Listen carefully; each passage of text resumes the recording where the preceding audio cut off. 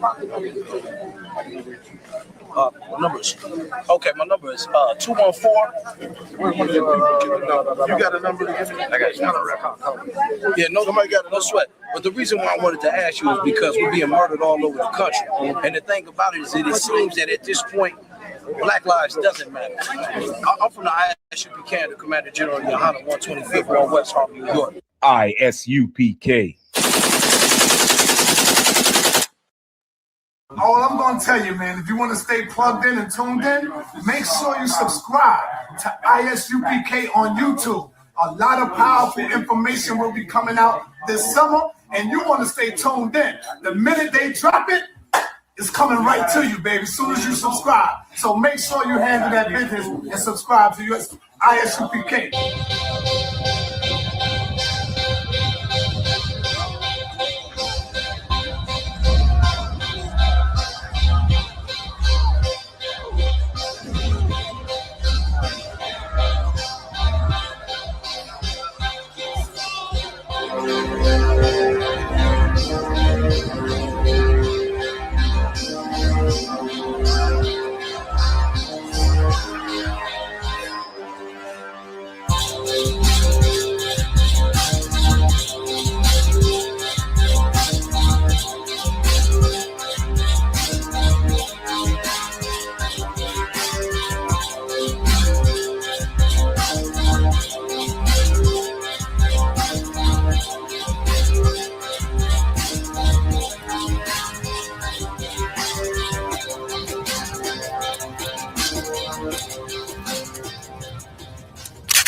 You already knew you was coming and you showed up anyway.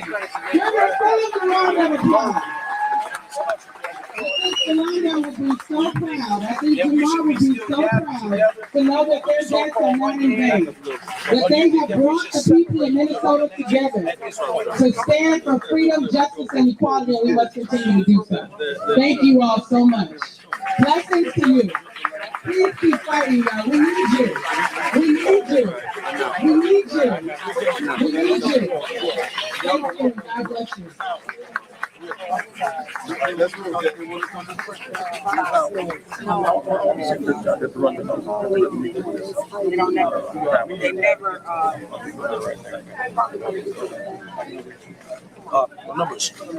My number is 214. You got a number to give me? I got you. Yeah, no, somebody got no sweat. But the reason why I wanted to ask you is because we're being murdered all over the country. And the thing about it is that it seems that at this point, Black lives doesn't matter. I'm from the ISUP Canada, Commander General. To stand for freedom, justice, and equality, and we must continue to do so. Thank you all so much. Blessings to you. Please keep fighting, y'all. We need you. We need you. We need you. We need you. Thank you. God bless you. Let's move.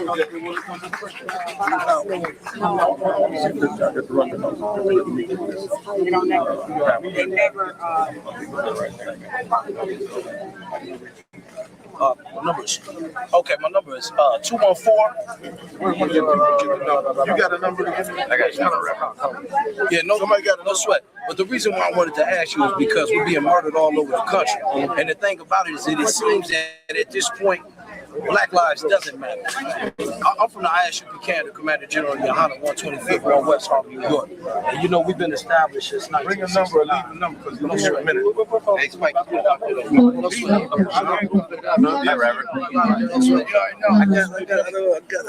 first of all, once I take it, this is all I got to do. This is real right now. Quietly by themselves. And so we have an opportunity for you to do anonymous grief counseling. And we just want to make sure that you guys knew that was available. The information is out here. Sometimes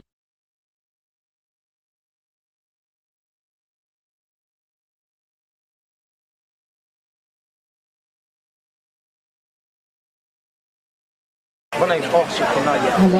And what's the organization again? I'm from the ISUPK, off of 125th Ward, West Harlem, New York, and the Commander General Johanna. We've been established since 1969. We're all around the country and we're outside of the country. Okay, what are you trying to get done? What we're trying to get done today is we want the blacks, Hispanics, and Native Americans to repent for their sins. Blacks have been loving America for over 450 years, and we're still being murdered in the streets. You understand what I'm saying? So we want the blacks, Hispanics, and Native Americans to gather themselves back together once again to keep the law, statutes, and commandments of the Most High. Who's killing the blacks in the streets? The police, of course, the so-called white man, has been killing the blacks from the beginning of time since we've been here. Well, hang on. I mean, you can't deny the fact that there have been some officers who killed black people, but not by the same numbers of black people killing black people. That's not right. Even close. Right. But what you got to understand is when a black person kills a black person, that's a crime. They're from the same nation. But when a person from another nation kills a person from a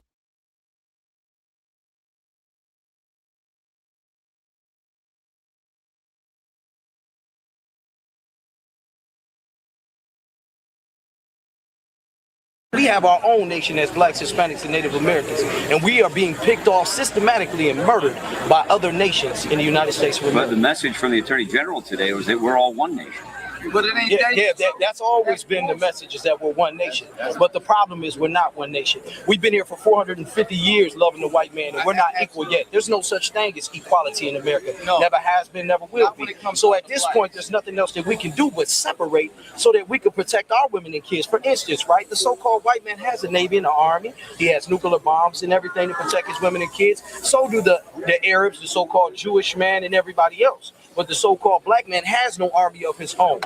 You understand what I'm saying? To protect his women and kids. The commander-in-chief is a black man. The commander-in-chief, but who does he answer to? At the end of the day, when you go up far enough in America, we know that the white man rules the world. Now, my question is this. For instance, the cops that were killed just recently, right? There were over five cops killed, wasn't it? Or at least 5 cops killed, 7 injured, right? The man that killed those cops, he wasn't a gangster. This so-called black man was a man who served in the military, and he loved his country. He loved the white man, but what happened is one day he woke up and found out that his country didn't love him and didn't love his people, and he lost his mind. He didn't know what to do, and he started attacking police officers. At the ISUPK, we don't condone the murder of nobody. But what we do say is that we need to separate and realize that everything is not equal. Because as long as we keep that mentality, we'll continue to die in these streets. Amen. There you go. All right. Anything else? Yeah, and you can find us at isupk.com, on YouTube, or you can Google us. We got free classes on Thursdays at the North Regional Library upstairs at noon. We got free classes on Skype and online Tuesday through Friday. isupk.com under Commander General Yohana. We're not affiliated with any other Hebrew Israelite group, camp, or organization. Thank you for your time. Be well.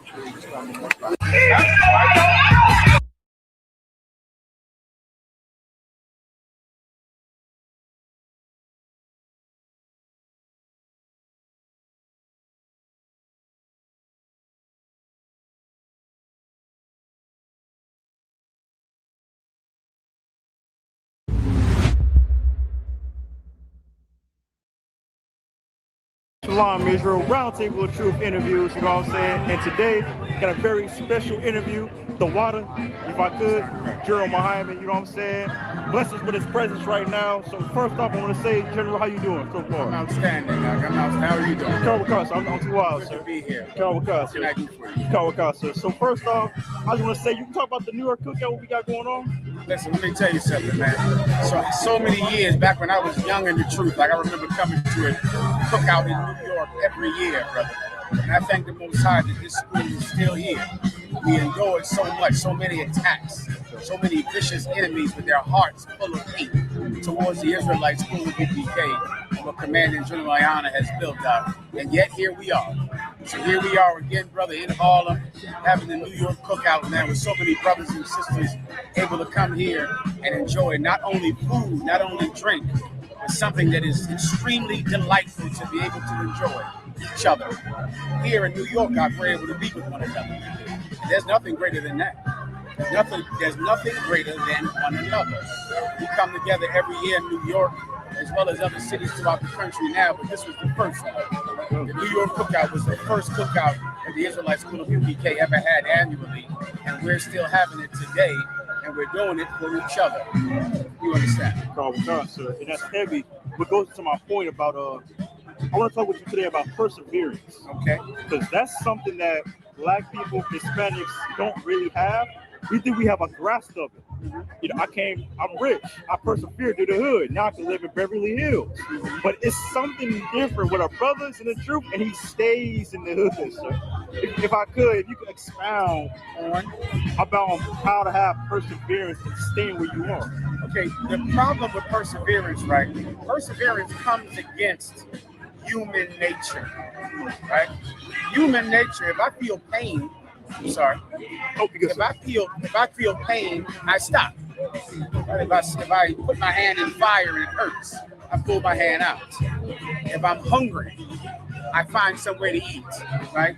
To persevere, you have to continue in the thing that is hurting you. You have to keep doing it because you have to realize that there is great gain in the pain.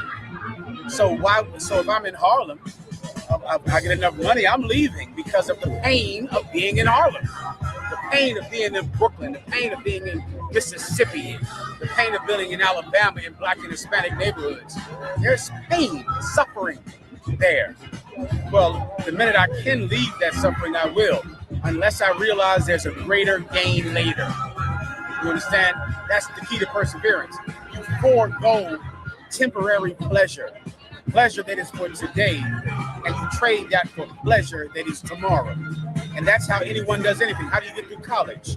You suffer. You go hungry. You work odd jobs so you can afford to pay books, knowing that I could just drop out, right? But I forego the temporary pleasure of dropping out for the day for the college degree to come later. How do you make it to the NBA, to the NFL? You become a champion in anything. I suffer for it. And to persevere, you have to suffer on it. And in One West, the Israelite School of UPK, under commanding General Yohanan, we are experts in suffering. We understand how to do it, and that's why we persevere. Okay. You understand? So that goes to my point, the truth. We're going through the pain now for the kingdom. You're telling the truth, though. That's how it works. But once again, you're fighting nature to do that. Nature says stop when it hurts. Stop when you get tired. Stop when there's pain. You start arguing with your wife, you break up. She's unhappy with you. She leaves you. Nature says to end pain. Nature doesn't care about pleasure in the future. Remember Esau in the Bible, our enemy, the so-called white man. He came in the house hungry, in his dwelling hungry from hunting. And he traded his birthright for food he could have now. Right now, today. He hated that birthright. Why? Because that birthright was something you got later. You understand? He wants meat in his stomach now, not something you got to get later. But we can't be like him, who's a pervert. We can't be like our oppressor. We're going to have to be better men. And in the Israelite School of UPK, we raise up better men. I pray you understand. Sir. And my next question also, it goes into it also about I see it as temporarily pain. Oh, yeah. Just going through your mom, the kids, your job. Right now, I'm in the truth. Right now, for as little time as I am, you know what I mean? I understand, listen to generals, captains, officers above me. Pain is something that's probably needed for us to go through. I mean, if you want to achieve something magnificent, you want to do something that is amazing, it cannot be done without suffering. That goes anything.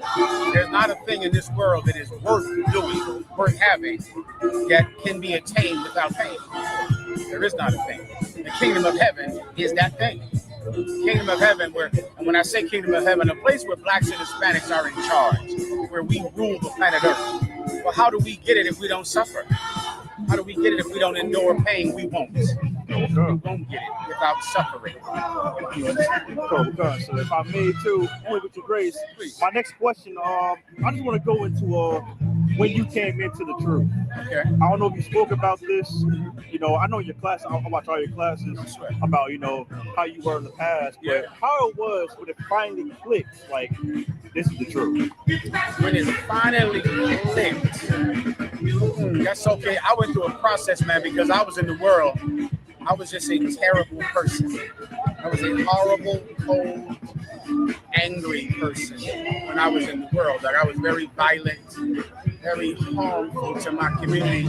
And so it took a while for me to click. But I remember one day And one day I thought the Lord was going to kill me. I thought he was going to kill me. I remember feeling like not only was he going to kill me, but that I deserved to die.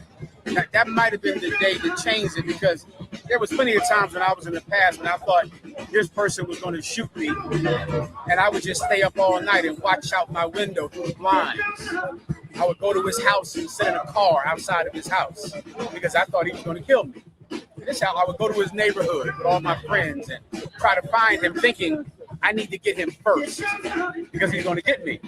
But this time, I didn't feel like I could defend myself because it was against God, and I can't hunt him down. That it was God trying to kill me. I remember specifically thinking, I deserve it. This is not something I can stop with my aggression or my cunning. He was going to kill me, and there was nothing I could do to stop it, and I indeed should die for what I've done. And I believe that was the day that changed me, and I wanted to become someone that did not deserve to die. I wanted to be somebody that deserved to live. And I kind of, from coming to class those few times and seeing the brothers at that time, I think I had been to no classes. I saw the camp on the street. I watched the camp for 2 years. I would just show up every week at camp thinking those are some great brothers, but they could never let me in that group. I thought they would never let me in. That's what I thought. I thought they were going to accept someone like me. For 2 years I did that. Then I remember that day when I thought I was going to die. Thought I deserved it, knew I deserved it, knew I couldn't defend myself, couldn't stop it, couldn't find him first, couldn't hunt him down before he gets to me. And that day I remember thinking, I have to become someone that is worthy of being alive, someone that he needs. That was how it translated to my brain. Like, like anything, if you had a farmer, if you had a man that owns the land, what would make him let you work on his land? I'm a good farmer. I plow, I pick up the trash, I'm there every day. So he's not going to fire me because my employer needs me. And that is how it translated. Like, I'll just make myself necessary to God. I'll just always be around, always help, always show up. And in doing so, maybe he'll see that I have value and he won't put me in jail for 30 years. Or he won't kill me because I'll make myself valuable to God in my service. And that's what changed me. So, sir, my last question, only if I may, making yourself worthy for the Most High to have the kingdom of heaven. Mm-hmm. So for the brothers who's watching, a lot of brothers who's outside the school that watch every day, what can you tell them? What can they do to make themselves worthy? You want to think about it not in a way that is magical. Think like any employer. That's it. And Jesus Christ gave those examples in the Bible about a husbandman and a farmer and the owner of land. You want God to need you.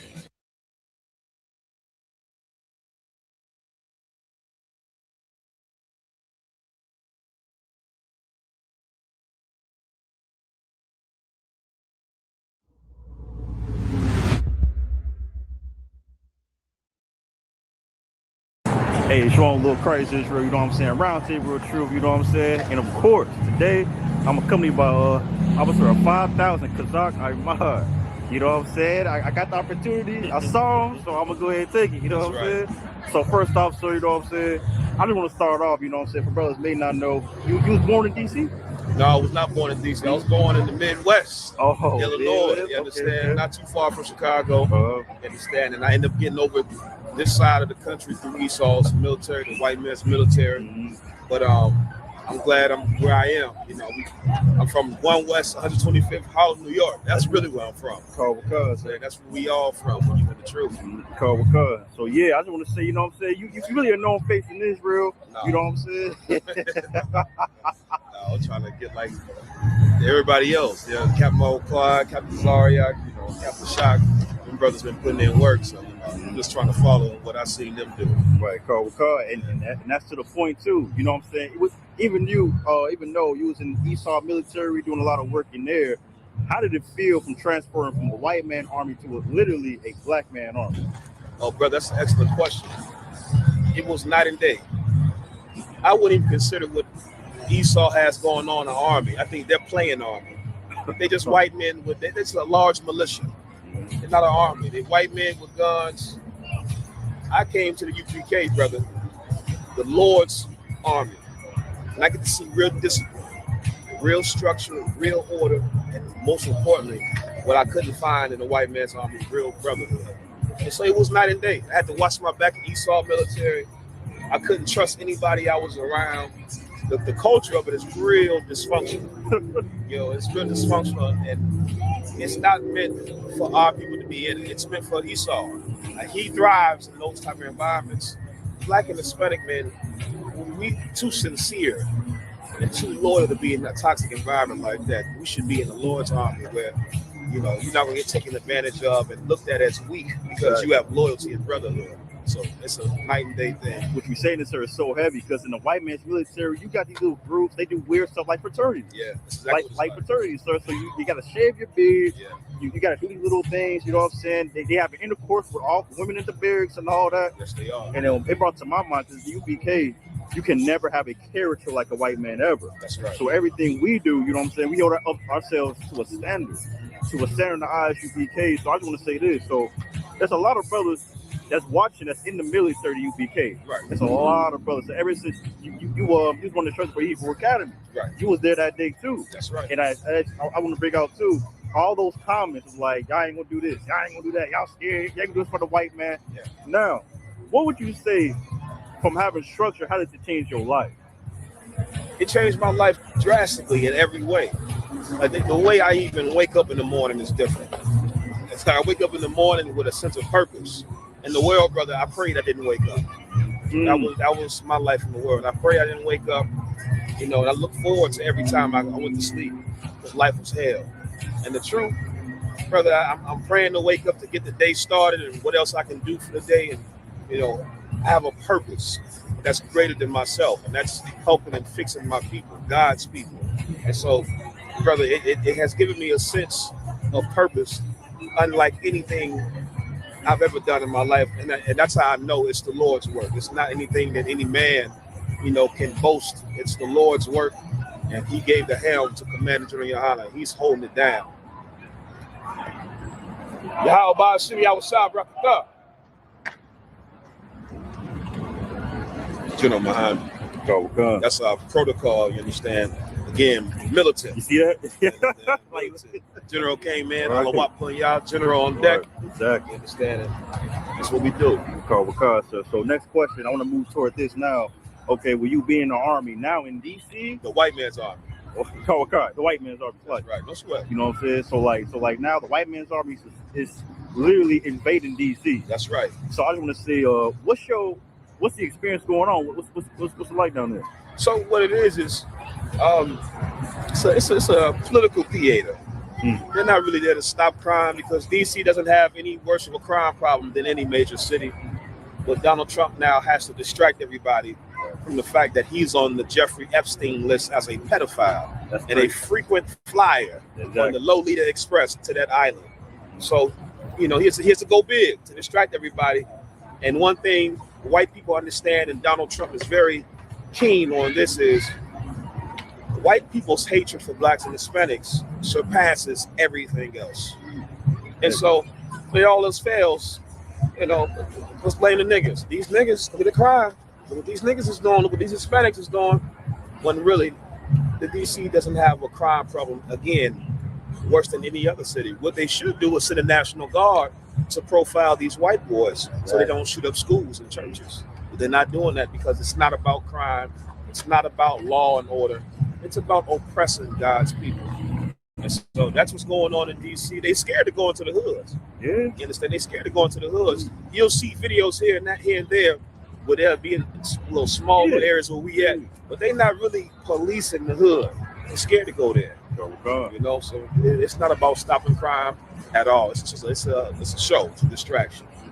Right, and also too, because sadly, you got our people thinking we need these FBI agents, we need these CIA agents, we need everybody to clean up our streets. Right. But this is what happens when you vote for somebody who's not our people. That's right. Or voting period. Right. You know what I'm saying? So like once again, sir, I just want to bring up the fact that that people that our brothers, we don't understand what the hell is going on at all.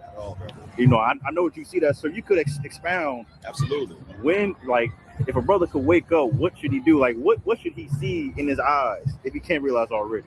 That's an excellent question.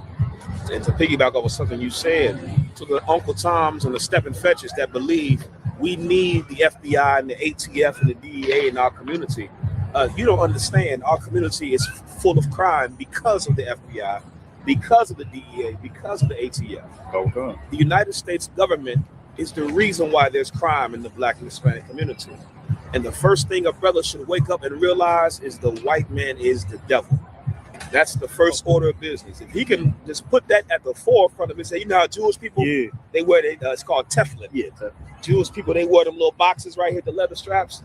Well, Blacks, Hispanics, and Native Americans should figuratively wear Teflon. You understand? I'm not telling y'all go be Jewish. Exactly. Don't twist what I'm saying. Don't do that. You understand? You should figuratively have a box like the Jewish people have, and in that box should be the white man is the devil. It should be at the forefront of everything you do, because it will dictate how you operate. You can't get high when you understand the white man put this here to make you weak and destroy your people. You can't sleep with prostitutes when you understand he thrives for crime. You can't murder your brother when you understand we have to join together and stand up against oppression. He wants us to hate each other.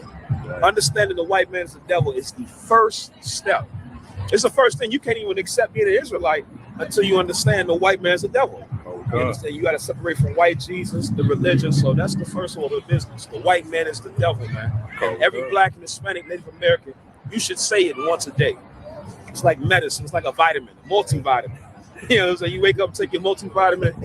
You understand? Right after the multivitamin, the white man is the devil. All right, let's start the day off. Carl, you know, it's so crazy. When I came into the school as a young man, like brothers would tell me, I wake up every day, the white man is the devil the Bible speaks of. That's you know right, what I'm brother. saying? But as I kept coming to class, coming to camp, now I'm teaching class. Now I got orders. Now I'm saying, like, now I know why brothers say that. Exactly. Because if you go without one day knowing who your enemy is, you are going to be consumed. That's it. You know what I'm saying? If not by drugs, if not, you know what I'm saying, by getting unalive. That's right. White man. I'm trying to get like everybody else. Yeah, Captain Quad, Captain Zaria, you know, Captain Shock. Them brothers been putting in work, so you know, I'm just trying to follow.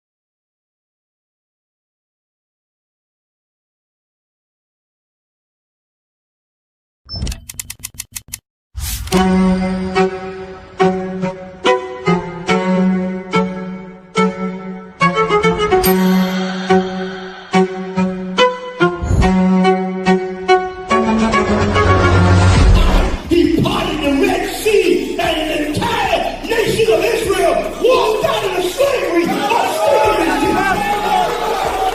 The ISUPK presents the Lord's 57th Annual Passover, April 4th, 2026 in Houston, Texas. You do not want to miss this one, Israel. Shalom.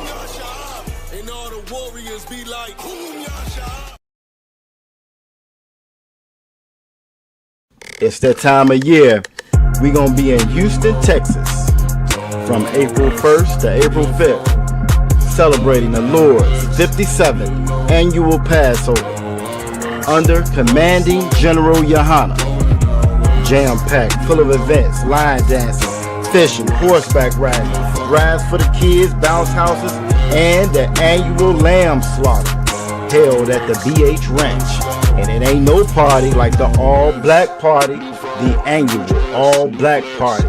14149 Player Street in Houston, Texas. You know it's gonna be lit.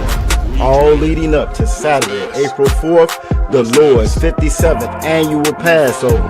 You still got time. Go to isupk.com to pay your Passover fee. 18 and over, $200. You do not want to miss the Lord's 57th annual Passover. Houston, Texas. Shalom.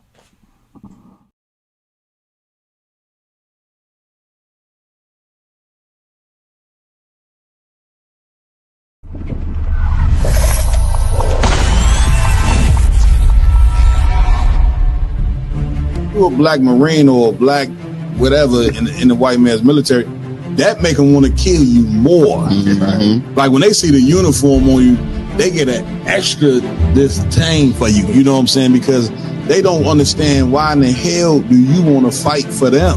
Cared enough about your trials and tribulations, the things that you suffered through, and how to get out of that. That's your history. You don't need a white man to have no remembrances for it. Yeah, man, you chastise the child too hard, oh, you create trauma. Yeah. If you don't say nothing to the child, then you making them soft. You know what I'm saying? Like, it ain't no way for a black man to be right even when he is in that. White people that's out there that want to help black and Hispanic people, the best thing you can do is just leave us the hell alone. They are all against you. They all want to destroy you, and the ultimate goal of all of them is to put you back into slavery and subjection. Real Nigga University in 5, 4, 3, 2, let's get it. 1.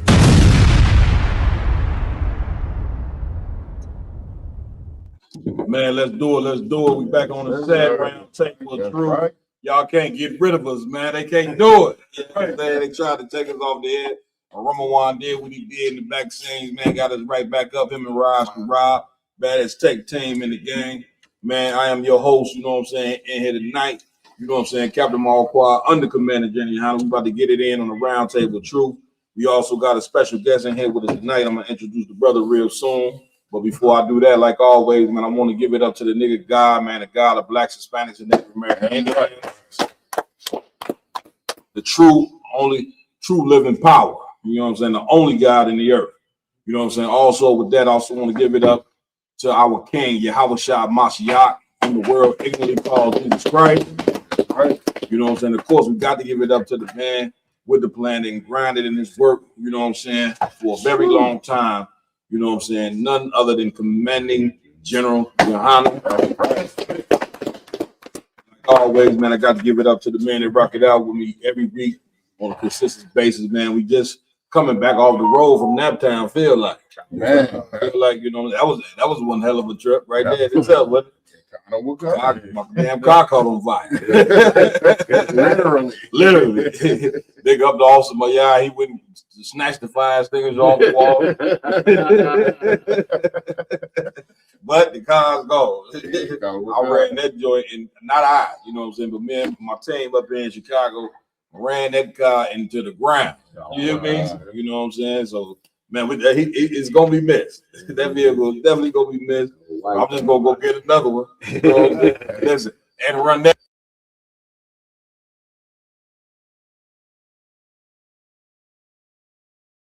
Y'all know what he do. Officer Lamar Yala. Right. To my left, doing what he do every week. We got Officer Yaradon in the building. Right. And to my far right, head of security up here in Chicago, we got Officer Iowa Lum in the building. And to my left, the man run a hell of a mean, savage service along with Officer Mariala. We got Officer 1K Mayad in the building. Baddest tech team in the game, doing what they doing, looking like straight up gangsters right now, sitting on the tech board. You know what I'm saying? Definitely would get us followed by the FBI if we took a picture of them right now. Right. You see what I'm saying? We got Officer Ramawan in the building. Officer Raj Karab on his job. Man, we got a special guest in here, join us tonight via video. We got Officer 5000 Kazak Ahmad in the building. He ain't in the building, but he online. You understand? Kazak, where you at, man? I'm right here, Cap Shalom, Shrek Thumb to all the brothers out there. Man, y'all look, this brother all over the goddamn internet, man. You understand? Like I'm trying to outwork him. You understand? Me and him was talking on the phone earlier. I said, you don't stop, do you? You just keep. Hey, listen, Kazak love agitating these white people on Facebook. Hey, Somebody get me right on it. Looking for it. Kazak, what's up with you agitating these white people online all day, every day? I get me right. Man, Cap, listen, I'm telling my entire life before the truth was trying to figure out how I can get these devils to accept me because I thought that was the way to do it. I just thought that was the way of life. Right. And I was like Christopher Dorner. I don't remember the Marine cat who went in LA and he snapped when he realized they couldn't accept him. I was right there because I did everything that I thought was the right way. You know, I tried to change how I talk, try to change how I dress. I tried to change everything about me to be acceptable to white people. Damn. And I realized through the hard way, there's nothing you can do to get them to like you. So now, when I heard Commander Jinghana say the white man is a devil, it freed me. Right. I never liked him anyway. I just thought that was the way you had to be successful. And so hearing the white man is a devil and he's the reason for all of our suffering, it freed me. And I exercise that freedom every day, Cap. So like, man, look, I see you, man. Look, cause you know I likes to agitate them too, but cause I be outdoing me, you know what I'm saying? I wake up in the morning, man, cause I right on them, you know what I'm saying? Yeah, man, on a consistent basis, man. This is a very, very powerful brother, man, in the work of the Lord. You know what I'm saying? Y'all see him do his thing, you know what I'm saying? In the DC camp, you know what I'm saying? Blazing on the streets. Kazak Ahmad, tell us more about yourself and where people could find you, because I know you all over social media, man. But introduce yourself to everybody who don't know the work that you put in. Man, Most High Christ, I'm a priest and officer of 5,000 Kazak Ahmad. Excuse me, out here in ISUPK, Washington, D.C., under the camp leader, Captain Mashak. And Big shout out to Captain Mashak, man. I called him the Big Dundada, you know what I'm saying? If you ever seen him speak on the street, you'll know why. All right, go ahead, Kazak. Yep, Kawakan. And so this Captain Mashak has been like a uncle, a father, a big brother to me, and teaching me and raising me up on, you know, just how to get one to do this work, and then two, how to have a true care for the brothers. You know, and it's something that's very important in doing this work. You know, all the stuff I do on the internet, you know, it means nothing if I have no genuine concern or care for the brothers. So Captain Mashak definitely is somebody that taught me that and is still teaching me that. But you can find me on all my platforms and social media platforms, ISUPK Washington, D.C. on Facebook, YouTube, Instagram, and then my own personal pages at Kazak Ahmad on TikTok and all those good things. You know, I'm nobody, Cap. I'm just trying to keep up. You know what I'm saying? No, you doing a hell of a job. You definitely somebody in the work of the Lord. You know what I'm saying? Now, also too, don't you rock out Let a Hebrew Speak every Monday morning?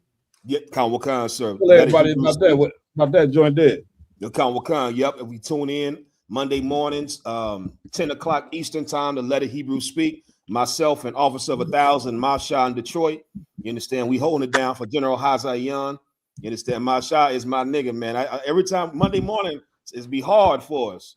And I be like, God damn, it's Monday. And then I get on there with Masha and I be like, oh yeah, I'm good. We gonna rock out. So he, you know, I thank the Lord for Masha rocking and rolling with me on that. And damn right, Masha. That's a heavy brother there, man. Out the Detroit camp, you know what I'm saying, under Captain Hadar Yala. You know what I'm saying? One thing about Masha, if you ever go to the club with him, you know what I'm saying, brother, you gonna listen. Here's what I would tell you. If you got an auntie or a mother, you know what I'm saying, and you would like for them to just be single for the rest of their life, don't bring Masha. That's right. He's going to talk the draws off of your family members. That's right. Listen to me good. You know, I didn't see him in action. You know what I'm saying? So big shout out to that brother there, man. You know what I mean? So Kazak, man, we gonna get into it, man. What we going first, man? What we got first? Wherever you want to go, sir. I definitely I had the brothers pull up that story with that Aunt Jemima in the White House. That was so embarrassing to watch, sir. Is that what we're going first? No, we were letting him have the floor for his story. What you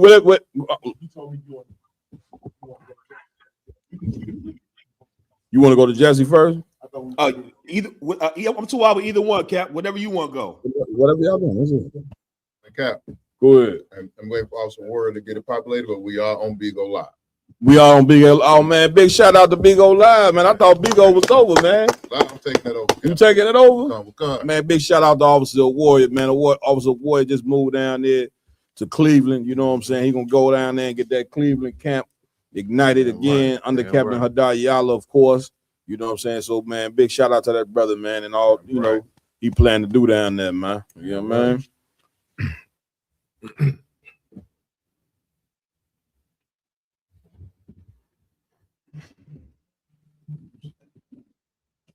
Also, too, if I may, sir. Get down, cause just to everybody that's watching, make sure you like the stream, share the stream. That's it. Let's push this truth. The Lord has allowed us to, excuse me, the Lord has allowed us to do something in the earth that is absolutely unbelievable. Damn right. It's absolutely amazing, and it's necessary. Damn and right. So everybody got to do their part in liking and sharing the stream. Let's push this truth, and this is an excellent podcast. I thought again, it's an honor to be on here with y'all. Most high prayer. Give it up. You know what I'm saying? And listen, man. While we mentioned in the podcast, of course, Passover coming up April 1st. You know what I'm saying? So we're gonna be rocking it out, Round Table of Truth, down at the Passover, along with Cross the Line Radio, and along with this brother right here. You know what I'm saying? On Let the Hebrew Speak. You know what I'm saying? We're gonna have 3 podcasts in one. You know what I'm saying, on opening day for Passover. Nice. I think that the event, we coming on Wednesday night, but what's the morning? Wednesday? So like I said, that'd be the Passover week kickoff. The Passover week kickoff. That's Kazak Ahmad was in charge of trying to transition that from. Hey Kazak, could you give him a little backdrop of why you calling it the kickoff instead of the lamb slaughter? Absolutely. So this week, so normally we still having the lamb slaughter, but we sort of doing like what we call, I guess, a rebrand. Right. So we adding so many more things to the entire lamb slaughter day. So this year it's gonna be like it's called the Passover week kickoff. It's the first day of the entire Passover week of events. And so it's gonna be like a homecoming almost, where we're gonna have carnival rides, archery, fishing, line dancing, the 3-point shootout. I know I'm in charge of it, but I'm gonna enter in it too. I'm gonna see what my J looking like. Man, we having a 3-point contest. With a cash prize. Oh yeah, I'm taking that. Man, listen, I'm gonna go ahead and start warming up, man. Y'all don't know I had a wicked jump shot back in the day. You know what I'm saying? I'm gonna see if I can ignite that thing. Man. Brother seen me in actually a couple months ago. Y'all know that thing hit the bottom of the net. You know what I'm saying? Man, let's go and get into it, man. Where we at with it? Raj? We were in the meeting, and someone said, Reverend Billy Cowles is outside, and he's upset. And Dr. King said, oh, my God, I forgot to tell y'all. I promised his wife, who's supposed to be a great soul food cooker, we'd have our feet on her table at 5:30. Now it's 5:45, and we sit in the meeting. Dr. King said, everybody rush, and get ready in a hurry. Let's go. So I ran down and got to my room. My key wouldn't open my door for some strange reason. The limousine that had been loaned to us, I opened my door. I could touch the limousine. And finally I heard the driver tell Dr. Where's King. the part that Dr. King. when he get to talking about him on the balcony? Let's see. Let's skip up to that part. Because unless you wanted it to play, is it the Pacific part? No, this is one Captain Cesario had. That's why it's because I got a different video. The same brother. Yeah, this. No, I had the same video. I just on mine. I went straight to the point. Okay, good. Talking about the what had happened with Jesse. Okay. You get. You probably skip forward a little bit. I'll get my top coat, and I heard this thing say "bow." And I honestly thought someone had thrown a firecracker into the air. And I looked around to rebuke whoever was that stupid. And I heard something, bloop, fell up above my head. And I looked up, and his leg was sticking through the rail. Dr. King only wore one type of sock and one type of shoe. And I knew that was him. I said, oh, my God, they got it. And then I had to run about 50 feet down and back up, and I got to him. And Ralph was holding his head, and Andy was there. And a guy from Africa who'd been traveling with us This is right here. as We get to talk about the balcony. from Africa. We found out later on he was working for the CIA. No, the FBI, working for the FBI. And he'd taken a lot of pictures of Dr. King. And I grabbed him in and threw that and started choking him because the bullet hit Dr. King right here. And went round and cut his medulla oblongata. And I didn't want people to remember Dr. King with half his face shut off. So Andy ran and got a towel. And somehow or another, they took one more picture after I made him empty that camera. And it shows Dr. King down with a towel on his face. But I'm going to tell you, I was an expert gunner in World War II. When I ran up on that balcony, and I looked from whence that bullet had to come, the distance of that bullet, and just could feel the wind blowing that day. I said, whomever shot that rifle was one of the best in the world. He shot one bullet. And I believe if Dr. King hadn't moved to go back and get his top coat, the bullet would have hit him between the eyes. The bullet hit him right here. A little bit. But what happened? What happened? People onto the mountaintop. And that didn't bother me, even though I know Jesse got nowhere near him. And then Jesse said, I held his head in my hand while he died. And that didn't get to me. And then Jesse said, look at my shirt. And I looked around, sure enough, and Jesse Jackson's shirt was drenched in blood. And I realized the only way Jesse could have gotten that blood was stooped down on that floor with a remote tape and raked that blood off that floor and put that blood on him. And I went crazy. I really tried to kill Jesse. They grabbed us and all that, but that hurt me so bad. So you gonna stop it right there. Kazak, you want to say something on this? I'll go after you, Cap, if that's too wild. Yeah, man. I mean, this cat right here that was a real heinous move right there. You know what I'm saying? To take this cat's blood. Now again, the ISUPK is not in support of Martin Luther King in no way, shape, form, or fashion. Right. You know what I'm saying? We look at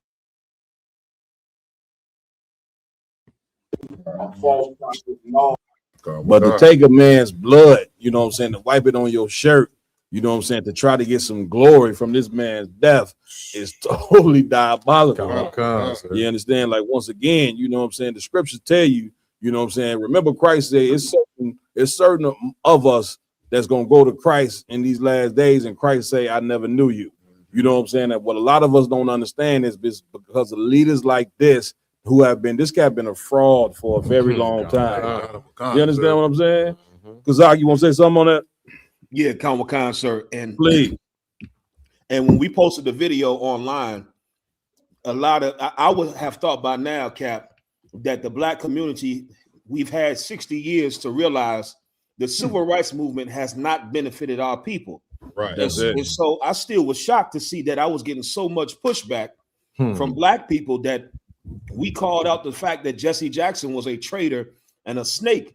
And you still got black Christians that got online and defended this man as if he was somebody that we should hold in honor and esteem. When this nigga was what was that? If I could, like, can you remember some of the things they were saying in his defense? They was some cat said I shouldn't speak ill of the dead, and he's dead now, so whatever he did goes to the grave with him. And I told him, I was like, nigga, that's not true at all. What you do when you alive stays here, even when you gone. You understand? That's why you have a legacy. That's what a legacy is. That's it. And somebody else was like, he was the reason why you able to get on here and say what you saying now. I was like, nigga, Jesse didn't give me a voice. Right. Real talk. You understand? My father is who gave me my voice. You understand? When he had sex with my mother and produced me, Jesse didn't give me no voice. Damn right. Damn right. Give it up. Give it up. Go ahead, y'all done. Yeah, if I could, sir, that is the issue when it comes down to the black community, is they have so many people that they romanticize as these great men like Martin Luther King, you know what I'm saying? No doubt. And they don't hold accountable what they did in their lifespan. You know what I'm saying? And how much destruction they cause, you know what I'm saying? No matter what they try to, you know what I'm saying, dress it up to be in this society, because after Martin Luther King died, they did just try to turn him into some kind of martyr. But you gotta understand what this man's legacy was before that bullet got put in. Man, listen, they turned Martin Luther King into a star of Christianity. You know what I'm saying? After his death, you get my, he became more famous after his death than he was doing when he was alive. You get my point? And we don't understand is that, you know what I'm saying, this cat's legacy, you know what I'm saying, and I mean it kept us asleep for just so long, this so-called dream. But nevertheless, this cat Jesse Jackson is one of the cats that ran with him. You see what I'm saying? And these cats right here have been false prophets, man. You know what I'm saying? Like, we got to stop, you know what I'm saying, acknowledging and following, you know what I'm saying, men who have done nothing for us. That's why I asked Kazak, like, what was they saying in this cat's defense? Right. You know what I'm saying? They always want to try to give the civil rights men credit, you know what I'm saying, for anything that we got, when, brother, they need to be discredited. You know what I'm saying? Because they destroyed us more than what we were. And this cat right here was at the helm of a lot of that. We're going to go into it. We're going to play more than just this video to show you how vile this cat is right here. This is not a man to be celebrated. And I didn't see too many, y'all can get me right, I didn't see too many celebrations or anything, you know what I'm saying? I'm not even celebrations, but too much acknowledgement, you know what I'm saying, as far as this cat's death, you know what I'm saying, that you would think.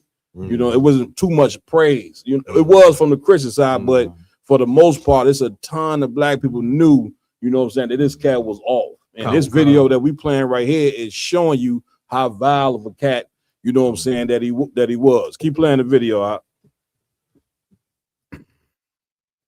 Came back, says no need of prayer, no need of cry, no need of nothing. He is going, it's over with. He's going to glory.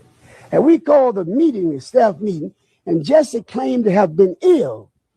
And Abernathy told him, Jesse, go ahead to the room and relax.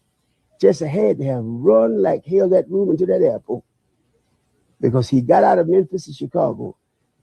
All us feeling, everybody was still in the motel. Cut the televisions on the next morning. That was Jesse Jackson in Chicago with that same bloody shirt on. Stop it right there. Yeah, give me right on this one. IG. Man, Cap, you gotta be like some type of a scumbag to use somebody deaf as a come up. Yeah. Like the brother, he illustrated, like, okay, his first thought of mine wasn't my brother just died. The first thing that came to his mind once Dr. Martin got killed was, okay, I can use this to put the spotlight on me. Yeah. That nigga ran to the airport, got a flight to Chicago, and got on TV with the same bloody t-shirt just so he can paint himself as the next upcoming leader. Well, if you listen to this cat, you know what I'm saying, too, he said at first he played it off acting like he was real sick. You know what I'm saying? He said he was acting real sick until one of them said, man, just go ahead to your room. He used that as his opportunity to get the hell out of there after, you know what I'm saying, Martin Luther King had just passed. Made sure he had some blood on the shirt. You know what I'm saying? And then made his way. They said by the morning, this cat was in Chicago with the shirt on with the blood. You get my point? Like, once again, like, there's no honor among dishonorable men. Damn right. You know what I'm saying? It's like brothers who get together and do crime together, you know what I'm saying, sell drugs together, or murder or unalive people together, you know what I'm saying? Then you expect this cat that you done these crimes to go into court and to not snitch on you. Right. You looking for honor from a man who ain't got no dishonor.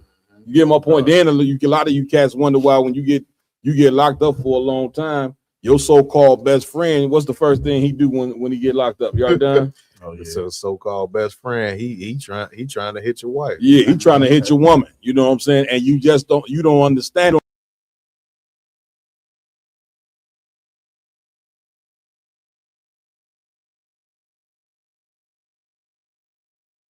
Don't have no honor. Right. So when you look at Jesse Jackson and Martin Luther King and all these cats, these are men that had no honor.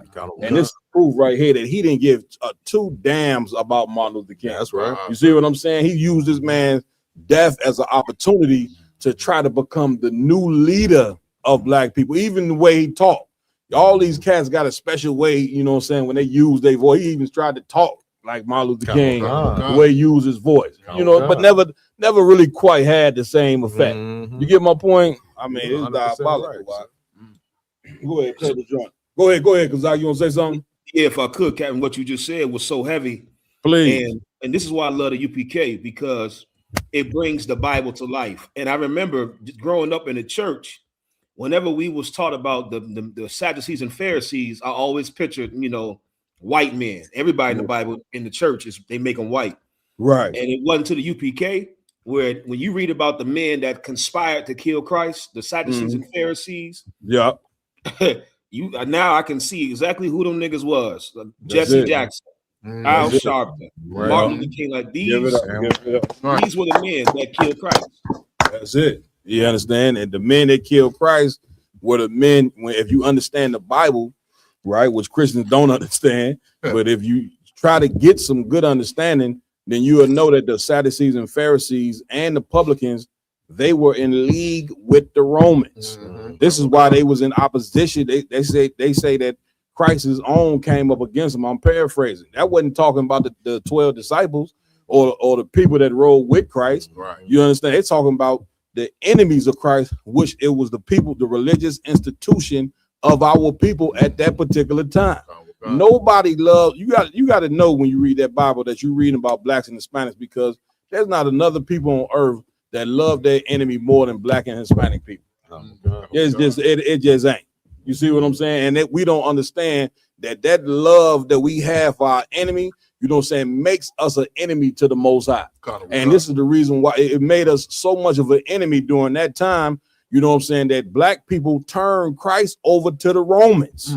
They went and took, you know what I'm saying, the king of Israel, you know what I'm saying, over to the Roman Empire because they love the Romans, you know what I'm saying, more than they love God. Everybody who do that God talk, man, don't really believe in God, man. Right. You understand? That's why the Bible say those who say, Lord, Lord, you know what I'm saying? All those that say, Lord, Lord, are not going to make it into the kingdom of heaven. Because it's a certain sect of us that our brain don't move past what we see. You know what I'm saying? So what we see, a lot of our people see is they don't be thinking about the Most High. They see white people in power, and to them, white people is God. Right. That's who the Most High is. That's who feeding them. That's who face on that money. And during the time of Rome, the Romans' face was on the money as well. You know, we got the precept to prove. Right. You see what I'm saying? So we so used to worshiping, you know what I'm saying, of people, you know what I'm saying, that are not going to benefit us at all. And so Jesse Jackson, Martin Luther King, all these cats, you know what I'm saying, are the Sadducees and Pharisees reincarnated on the earth. That's right. You understand? Right. That's who these men murder. Vile men that the Most High does not respect at all, but you respect them. You understand? But again, they've been bad coaches. No coach would go tell his team, let's go play for the other team. Right. He gonna try to find ways to win. That's what we supposed to be trying to do as black and brown people. We supposed to be trying to find ways to win, not find ways to join the other team so they can keep winning forever and forever. Right. You know, what type of stuff, what sense does that make? My yard? Hey, Cat, what you're bringing out is so heavy, y'all the one. Because like you said, all over social media, black people are talking about Jesse.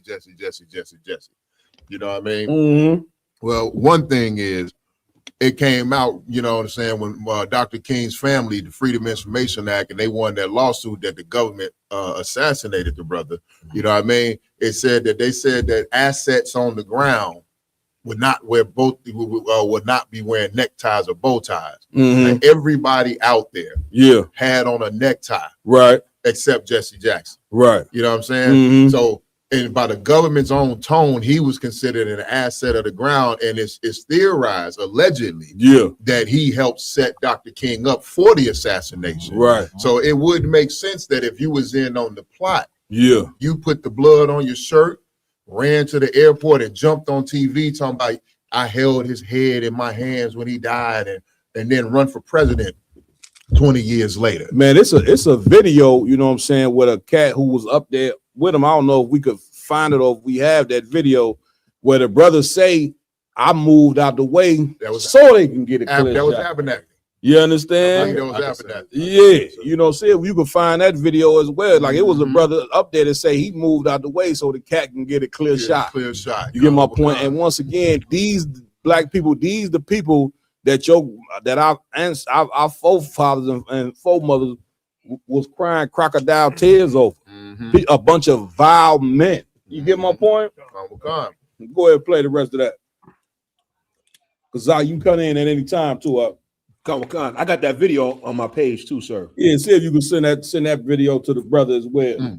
Finish playing that one, Raj. Telling that same lie. I've never respected Jesse since that moment. When they shot Dr. King, a black guy come running around that corner saying, he went that way, he went that way. James Earl Ray no more killed Dr. King, and I killed him. And everybody knew it. He was a Apache set up.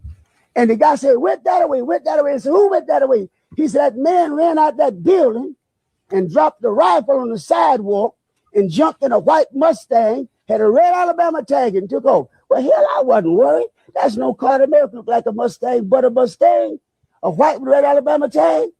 Where's he going? The police have him like that. And I asked that rifle was left on that sidewalk.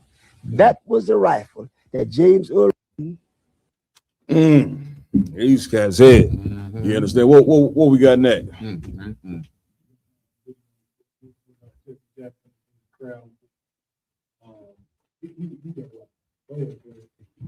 Kazak, anything else you want to say on this particular video before we move to the next joint? Yeah, Khan, sir. And this is the spirit of Christianity, just to bring the point home that you said too. Damn right. Right. It's all about self-glorification. Yep. That's what it's all about. That's why the women in the church competing to wear the biggest hats. Like, don't think that this thing, the spirit that was in Jesse Jackson, was not abnormal to Christianity. Like every one of you in the church has the spirit of Jesse Jackson and that same snake and self-gratification spirit. That's why you competing in church to see who had the biggest, who skirt the shortest. You homosexuals, you trying to see who suit is the brightest or whatever the hell y'all doing. Right. It's the same thing. You trying to be seen.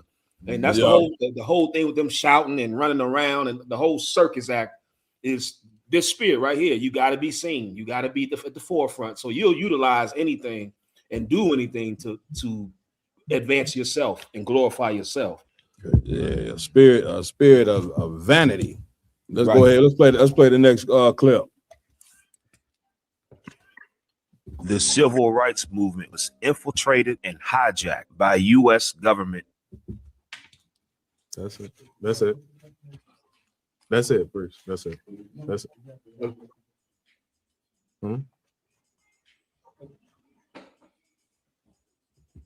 That's what Cap just asked for.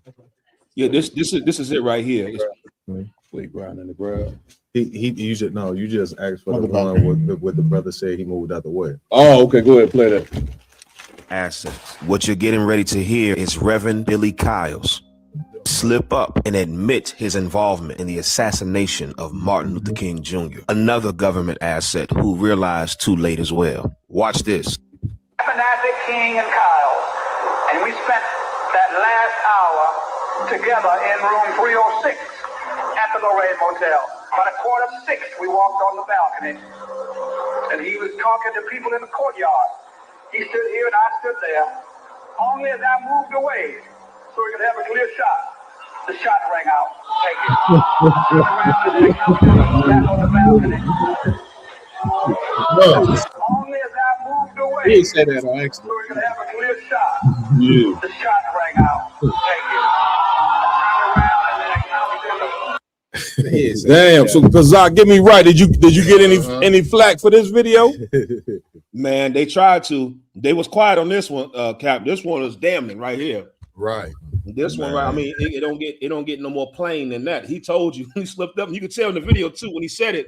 His eyes was like, "Oh, damn! What did I just say?" That's what he did. That's it. So meanwhile, MLK basically had a bunch of government agents, you know what I'm saying, with him the whole time. You know what I'm saying? It goes to show you that the Most High was not with MLK. And I know that's hard to accept, you know what I'm saying? But one thing I love about the truth, you know what I'm saying, is that when you go in that Bible, you find out that so-called dream that he had is not what the Most High ever wanted to happen, us join our enemy. That's right. You know what I'm saying? So when you become a man of dishonor, you know what I'm saying, then you're going to have dishonorable cats around you. You know what I'm saying? So meanwhile, everybody who was standing up there with him on the balcony pretty much set him up. The man just told you he moved out the way so he can get a clear shot. Right. You see what I'm saying? Like this is who your leaders are right here. You understand? Like damn, you know what I'm saying? He ain't have a chance pretty much.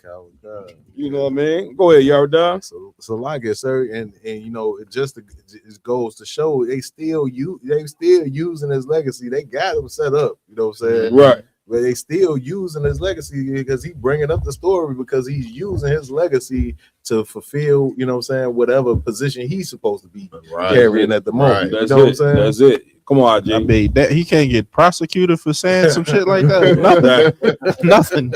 He just said out loud, I set this nigga up to get killed. That's So it. nothing happened. That's it. You know what I'm saying? Like, go ahead, my y'all. You got Hey, so like a cap, and classically that was the tactic right there of COINTEL, the COINTELPRO program. Because remember, black people, you know, we talk about COINTELPRO and we think it's just us. Well, it started off with the Native American movement, you know what I mean, and then the Mexican migrant movement. Then it came to us, right. So each of those movements prior to us, they sent agents inside of those movements to set up the leaders and the Native. I can't remember I got to watch the documentary again. It's called COINTELPRO 101. That's it. Okay. The head of the Native American movements, they all got set up by people around them and unalive. The head of the Mexican migrant movements, they all got set up by people around them and unalived, and all those people around them that set them up turned out to be government agents. So they just it's the same tactic. Yup. You know what I'm saying? That's it. So that Martin Luther King, Malcolm X, all our leaders, you know what I mean, so-called leaders and all our leaders, the brothers that really were trying, they were all set up by COINTELPRO. The government got rid of all of them. Man, listen, this is how the white man conquers the earth. You know what I'm saying? Whenever you trying to rise up, gain power, he goes and looks, you know what I'm saying, and see which one amongst you, you know what I'm saying, that he can give a gift to. That's why the scriptures say a gift destroyeth the heart. Right. You see what I'm saying? Right. Because it's a ton of you cats that can be sold. Anything, you would do anything for money. You understand? Like you got to be able to have some honor, black man, Hispanic man, Native Indian man. You can't be just go for any goddamn thing. And these cats right here, they went for anything because they want money, you know what I'm saying? And because they want a position, and really they like Jesse, he wanted this position. Right. White man sit down and tell him, man, listen, you're gonna be the new Martin Luther King. You know what I'm saying? You're gonna be in charge moving forward.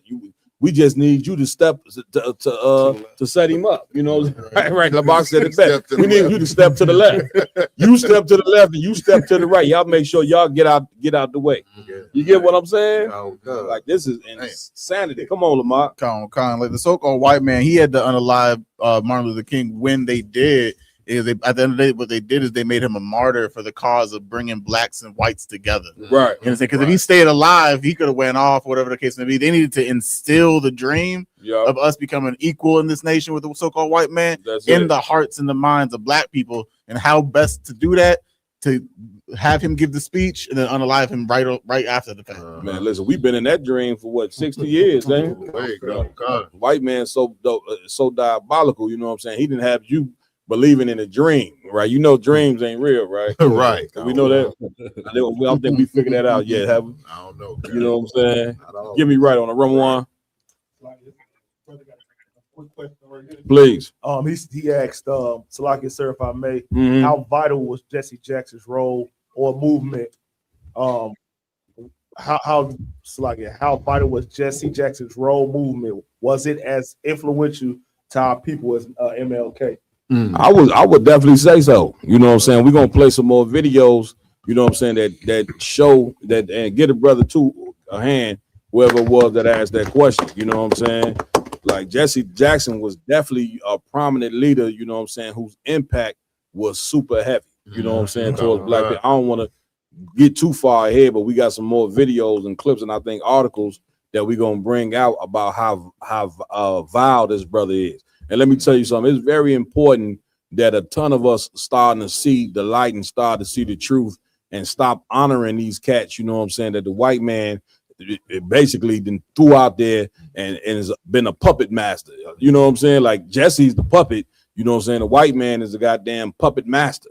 You see what I'm saying? And it's such a beautiful thing to see a ton of our people wake up and say, well, this cat ain't right. Listen, we in a position right now, all our people we're not going to agree. Right. You know what I'm saying? Ain't no nation that ever rose to power where everybody in the nation agree. Right. You get my point? But whoever was right, they won. And when they won, the whole nation had to get down with the cause. Right. And for so-called Blacks, Hispanic, and Native American Indian, no, y'all not going to agree, you know what I'm saying, when y'all hear the truth. You're not going to agree when we tell you Martin Luther King was faulty. Right. You know what I'm saying? And that Jesse Jackson was faulty. You're not going to agree, but who can come up against the truth? Nobody could bring any solid evidence, you know what I'm saying, regarding this man as far as what type of impact that he didn't had on our people, but negative. IG? To the brother's question, I mean, his impact to this day, we still calling each other the brainwashing of African Americans, Right. which is, I mean, just diabolical in itself. So, you know, this brother definitely played a big influence on who we are today as a people. Mike, I said you can find an article on that when he, I think it was the early 80s or late 70s where he came out and said, moving forward, you know what I'm saying, we will now be called African Americans. Because before that, we wasn't called African Americans. We was called Negro, color, all these different things. Now, how many of y'all can guess, you know what I'm saying, that there was some devil that told him to go out there and say that? See what I'm saying? To say, Mr., you know, go out there and tell the people to call themselves that, which further, you know what I'm saying, took us off the course, because now, you know what I'm saying, we gonna think that we African. We gonna think that we the people, you know what I'm saying, that sold out, we didn't sold ourselves into slavery. The brainwashing that white supremacy has put on us, man, is, brother, on another level. You know what I'm saying? But you can't put the brainwashing on us, you know what I'm saying, unless you find a black face, you know what I'm saying, to fight your white cause. Y'all done? Sir, I do believe that the brother should read the article about the abortion. We gonna get to that for the video. That's all. Before this one? Yeah, if we could. Go ahead. Go ahead, read before you get to this one. Who's the article? Oh, Salai, I'm waiting for a video. The one that you sent me right here down. Okay, sir. 1 second. Yeah, it just talks about. Go ahead. Let everybody go ahead. It just talks about, you know what I'm saying, like his stance on abortion before and after he ran for political office, leading up to this. I got you. This is the further answer to brother's question that he just asked, because this is very impactful. You ready, RJ? Come. Go ahead. All through the 1970s, Jesse Jackson firmly and publicly stood on the platform that abortion is racial genocide.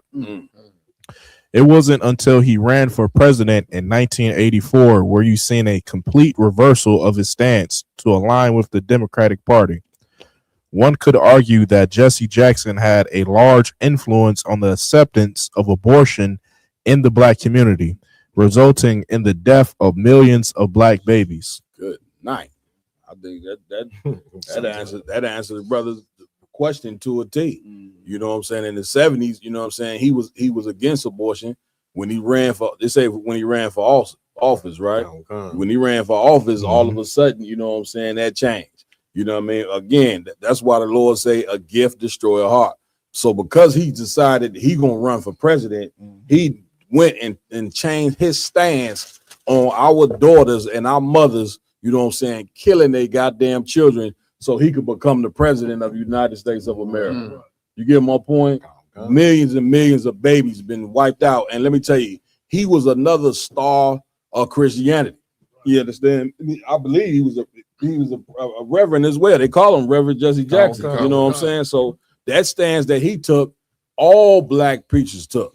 And then just think about how many of our children, you know what I'm saying? Get me right on this, Zakim. How many of our children have been lost because of these leaders that stood behind this? You understand? Like the worst thing that you could do in the world, you know what I'm saying, is convince our young daughters to commit genocide against their entire race, which they have done. So this cat right here is not somebody, you know what I'm saying, who you should be crying crocodile tears over.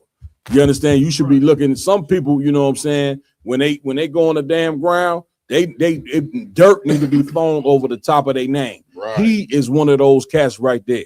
Martin Luther King is one of the cats that they need to be dirt thrown on the top of their name. Because once again, one of the brothers just said it, because of the negative legacy that they left. They didn't leave a legacy like Christ left. Christ left a real legacy. And his legacy was the law, statutes, and commandments. And so they don't ever tell me that these cats right here would roll with Christ or stand with Christ. These cats were enemy to Christ, because Christ would never teach our women to go murder a damn child.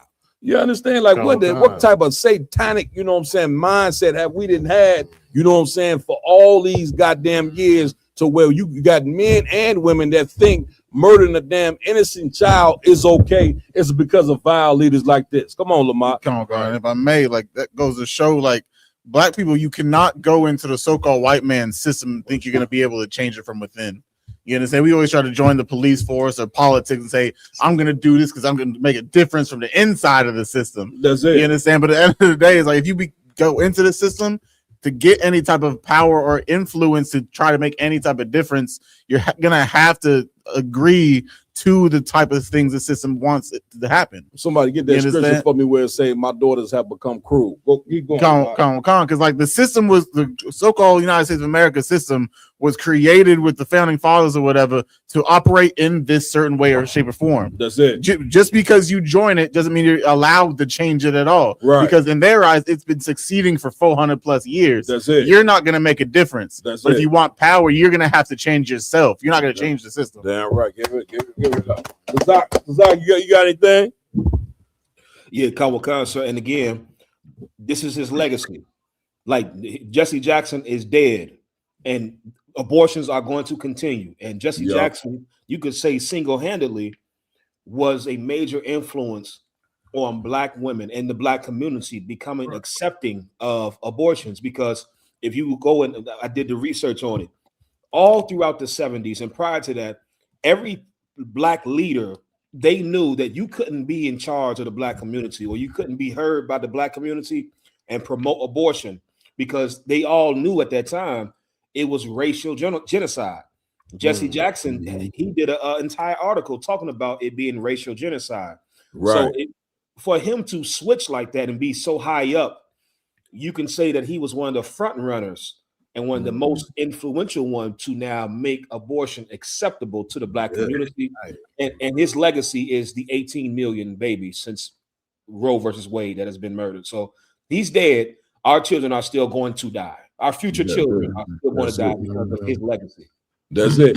We got the video of where they were saying Margaret Sanger, how she needed a black face, you know what I'm saying, to push the whole agenda of abortions.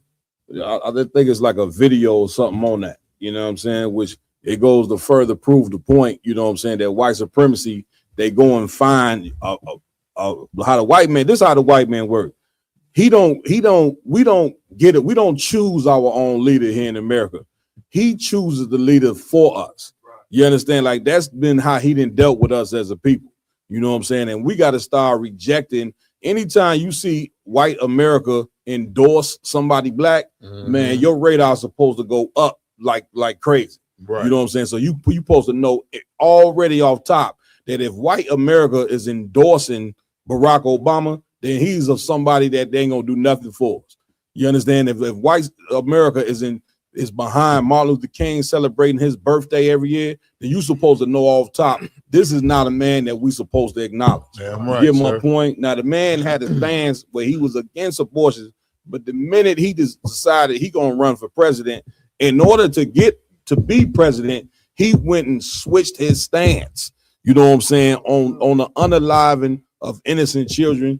This cat right here is diabolical. Maya, what you holding for? Khan, I got the scripture and I got the article, sir. Come on. All right, so Lamentations chapter 4 and verse 3. Even the sea monsters draw out the breast. Even the what? Even the sea monsters draw out the breast. Even the damn sea monsters in the ocean, you know what I'm saying, know to draw out the breast for their children. They know that their children, you know what I'm saying, need to be nourished. Read. They give suck to their young ones. Keep going. The daughters of my people. The what? The daughters of my people. Who are the daughters of the Lord's people? Black, Hispanic, and Native Indian women. You are the daughters of the Lord's people. You are the daughters of Zion that's mentioned in the Bible. All that African crap that you talking about, that ain't got nothing to do with you. To be a daughter of Zion, according to the Bible, that means you are above every woman on the face of the earth. Read. The daughters of my people. The daughter of what? Of my people. Read. It's become cruel. Become what? Cruel. That you hear what the Lord say? You have become cruel. You have become like a damn, you worse than the damn animal that's in the sea. When you believe that it's okay to go ahead and murder a damn child. Now, why do you believe it's okay to go murder a damn child? Because of fraudulent leaders that's teaching you these things. Right. You understand? You want to know how a person becomes vile? You want to know how a person becomes wicked? It's because of who their leaders are. That's why all through the Bible, the Lord is against fraudulent leaders. You understand? Because the Lord know a fraudulent leader is going to be the one that damaged the people, man. And because of this cat right here, he didn't damage our whole community by standing behind somebody killing their child. And if you didn't kill the child, this is the time for you to repent.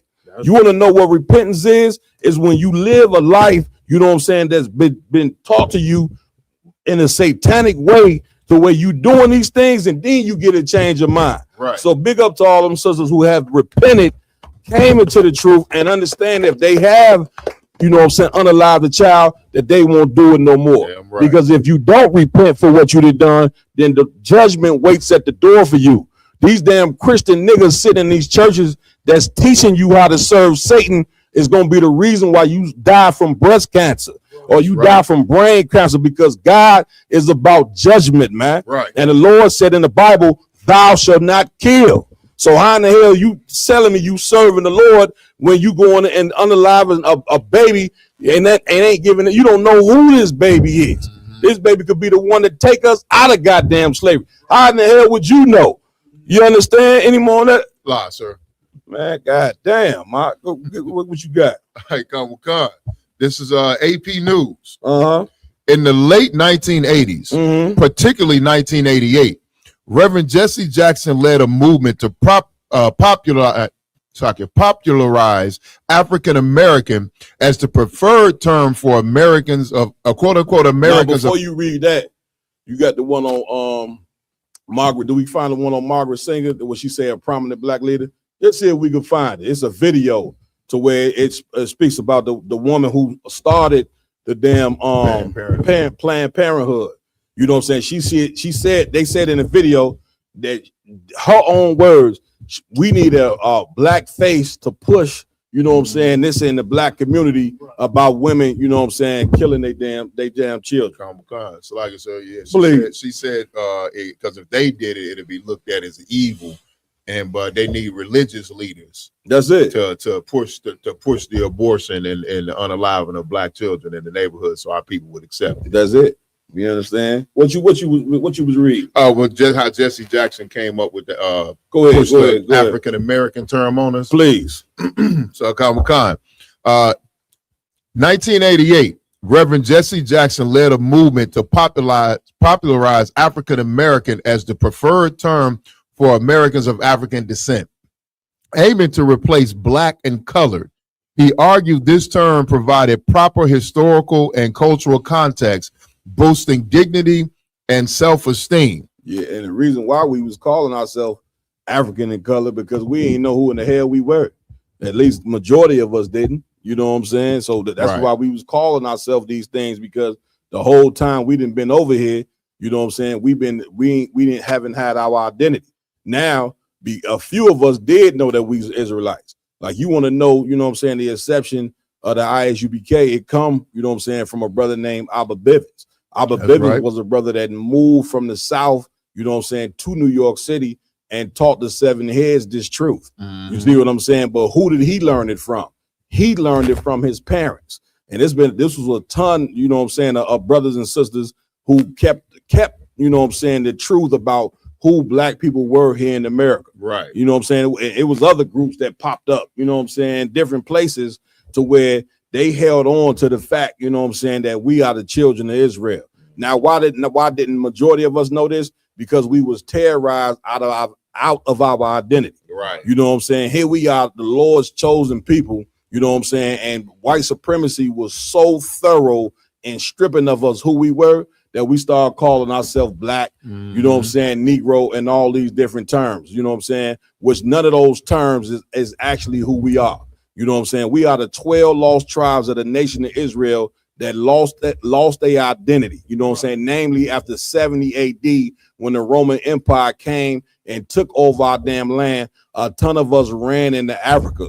You know what I'm saying? All you got to do is come to get in class and we will show you the archaeology. We will show you the history proving these things. You think we just running around calling ourselves Israelites because we like to do that? We think this is some cool shit to do? Right. You know what I'm saying? We calling ourselves the children of Israel because we got substantial evidence and overwhelming proof that the Negroes living in America are the real damn Jews, man. Right. You understand that Hispanics, you know what I'm saying, are part of the 12 tribes. So-called West Indian people are part of the 12 tribes. That's the reason why majority of people that's in the Western hemisphere in Central, South, and North America, they all walking around with names that their oppressor gave them. Right. We are all speaking languages that our oppressor gave us because one of the curses that God put us under was us losing our identity. Now, so because we was lost and because we didn't know who we were, here they took this Uncle Tom nigga and said, you go out there and tell them from now on, you know what I'm saying, that they African Americans, to try to link you up to a people that are not your people, which is one of the most evilest things that you can do. So now this whole time you running around trying to connect yourself to Africa, and there is no connection. Your connection to Africa is that them stinking Africans sold your ancestors during slavery to the so-called white man. That's They right. sat down at the table and sold Israelites, you know what I'm saying, to the goddamn Europeans. Now that's the truth, man. You listen, you ain't got to accept it, but listen, we running out of time, you know what I'm saying, here in America. You better figure out this truth, you know what I'm saying, like a damn Rubik's Cube, quick. You see what I'm saying? Because the Most High is bringing this earth into this planet right here and to the end. You know what I'm saying? Meaning not the earth gonna be here, but as far as white supremacy having this power, all that's gonna be over. And if you want to continue, you know what I'm saying, to be a part of this place, then you're gonna die with these people, man. We doing this to warn you of what time it is, man. Right. You any more on that? A little bit, Cap. Please. Kazak, you got anything, God? No, you too out, so that was real heavy. Most High Christ, where we at next? Please.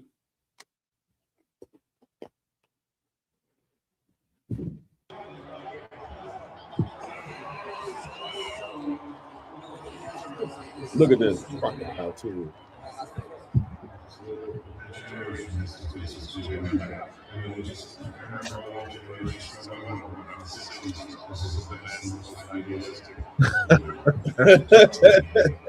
Give me right on it, man. Oh man, Kevin, if I could, please. The fact that we know he's acting and it's comical, like he all into it, emotional, and he sobbing out the mouth. Yeah. Meanwhile, he said Obama. This is about Obama. He crying for Obama. Meanwhile, 2 weeks before this, that was 2 weeks. It was weeks. Good night. It wasn't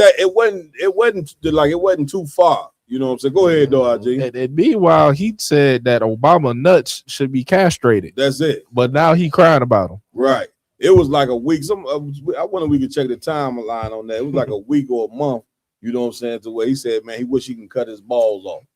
You know what I'm saying? But yet now he in the crowd, you know what I'm saying, having big crocodile tears because he know the damn camera is on. Right. And Cap, the funny thing is, he literally said, I hate Obama. Right. He said, I can't stand him. Right. And he said, just castrate. He said, I want it. He said, I wish I could cut him off. Right. You know what I mean? Right. And then then Obama win, and now you in the crowd crying.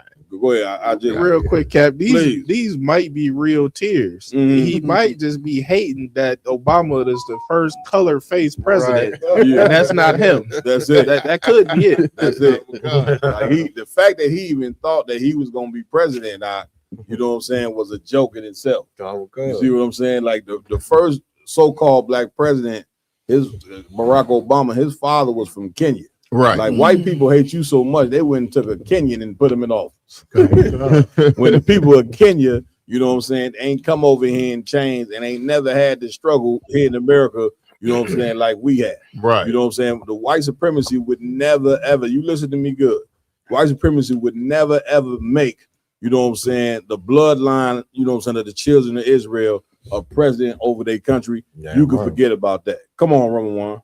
Like I got that answer for you.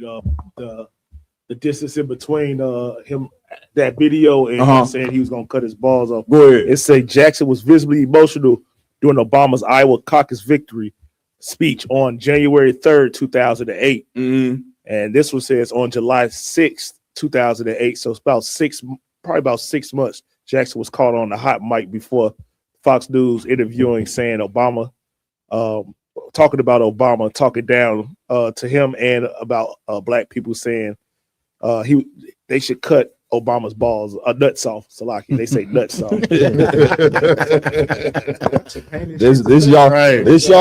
This y'all leader, black people. Right. You understand? Uncle Jesse. You talk about it. Yeah, this dad. Go ahead, Lamar. I found the video of Margaret Sanger. Oh, you got it? That you were looking for. Go ahead, play that joint. Is publicly commemorating Black History Month while turning a blind eye to what the organization's very founder remarked about race. That's this week's Speak Out segment. In a series of recent tweets, Planned Parenthood President Dr. Lena Wen praised Black employees and supporters of Planned Parenthood, including one of her predecessors, the organization's former president, Faye Waddleton. But Wen's posts overlooked Planned Parenthood founder Margaret Sanger's writings on race. In her autobiography, Sanger wrote that she spoke at a 1926 Ku Klux Klan rally. She characterized her lecture there as a success. Stop it right there. Now, you know, you heard that right. She spoke at the Ku Klux Klan. Like, when we be telling y'all these things, man, you know, I know it'd be hard to accept, you know what I'm saying? But if you see a Planned Parenthood, you know what I'm saying, in your community, just know and understand that a woman, you know what I'm saying, who was a part of the Ku Klux Klan is the reason why, you know what I'm saying, you got Planned Parenthood in Black, Hispanic, and Native Indian community. Right. So if you was ever wondering, you know what I'm saying, if it was a conspiracy to kill Black children, you ain't got to wonder no more. You understand? Because you hearing it firsthand from another white woman up here with blonde hair. you don't like, but when we tell you the truth, you know what I'm saying, well, believe your slave master. That's right. Go ahead, play it, Bree. Quote, I believed I had accomplished my purpose and that, quote, a dozen invitations to speak to similar groups were proffered. In a 1939 letter to Dr. Clarence Gamble, Singer wrote that to expand her efforts, colored ministers should be hired to help them make their case. Here are her words. Listen to this. The most successful educational approach to the Negro is through a religious appeal. We don't want the word to right go there. out. I'm ready to stop. The brother's ready to stop the show. Man, I mean, that's the opening line. I mean, I pretty much tell y'all the most successful educational approach to the Negro is through a religious appeal. This goes to show you, you know what I'm saying, right here, that the Christian church, you know what I'm saying, has been set up by white supremacy to destroy the minds of Black people. That's what that statement just means right there. Hey, Salaki Cap, if I could. Please. Years ago when I first came into truth, you know what I'm saying, I really learned about Margaret Sanger and all that. I made a post on Facebook. I had this sister try to argue me down about Margaret Sanger, sir. You know, and so I quoted that. Right. And she said, oh, that's taken out of context. You know, it's easy to take it the wrong way when you put an evil tone on it, but that's not what she wasn't being racist. She wasn't racist, and she wasn't saying that she wanted to exterminate Black people. You taking that out of context. Well, let's play the rest of the video. Let's determine that for ourselves. Okay. Is through a religious appeal. We don't want the word to go out that we want to exterminate the Negro population. And the minister is the man who can straighten out that idea if it ever occurs to any of their more rebellious members. Raj Karab, come on. crazy what this devil said. Sadly, it's true. They know the way to get you and get your mind is through religion. This is why This is why you see 30,000 Christian churches across America. Plus, you know what I'm saying? We have all these churches. You know what I'm saying? It's just we got to realize they disguise this to exterminate us. And let me tell you something, I'm coming to y'all, Don. If you don't know, Planned Parenthood is always one of the biggest supporters of anybody that's running for president. Right. So if Jesse Jackson got up in 84 and changed his stance on abortion, I wonder who was cutting him a check to do that. Right, sir. Right. I mean, they don't take rocket science to figure this out, do it? Y'all done? Just to piggyback on what you're saying, Adawan, if you think about any kind of uprising or rebellion that the black people done had since the late 70s and the 80s, you know what I'm saying? Who you see go out there to try to calm everybody down and try to rile the crowd? You see Jesse Jackson and Rev. Al Sharpton out there doing exactly what she said almost 100 years ago. Yep. The fact that you Negroes even put Al Sharpton up as a leader, you know what I'm saying? I mean, it just goes to show, you know what I'm saying, that it's a joke. Yeah, God. You know, this nigga lost some weight and his head still as big as 2 soccer balls. You know what I'm saying? Show you the Lord was against it.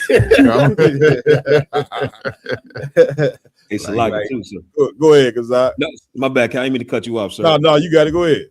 No, and what this is bringing out right here is I got the second part of the video series I'm doing coming out tonight. The civil rights movement was infiltrated, and what she brought out is what white people have known since slavery, that the position of a black Christian pastor is not a position to give black people power. It is on purpose from its inception here in America. The black Christian pastor is put in place to be the arm of propaganda to black people from white people. Like it's the same seat the Romans put the Sadducees and Pharisees in. That seat is there to serve them. It's not there to help us, to lead us to God. And that's exactly why they started the Southern Christian Leadership Conference. It's when they took all these pastors and they put these pastors and had them start showing up to protest and hijack the entire civil rights movement. The civil rights movement didn't start off by niggas wanting to go to school with white people and white water fountains and sitting on the bus with white people. That had nothing to do with that. It started in Chicago with the Pullman workers. And those brothers was just saying, pay us what you owe us. That's it. You understand? We work these hours. You're supposed to pay us for these hours. That is what it started off as. And then the Jewish man, I got the whole research too. Everybody online trying to come up against me, Cap, as if the UPK, we not the ultimate scholars. Like, you know what I'm saying? Like we just talking out we just talking out our net. The information is available. The Jewish man paid these Christian pastors to come in and subvert the whole movement. And now it turned from pay us what you owe us to now somehow, well, we gotta join together with them. And they know the Christian pastor is the position of compromise to get the black community to accept the white man's propaganda, whatever it may be. Man, get a brother a hand.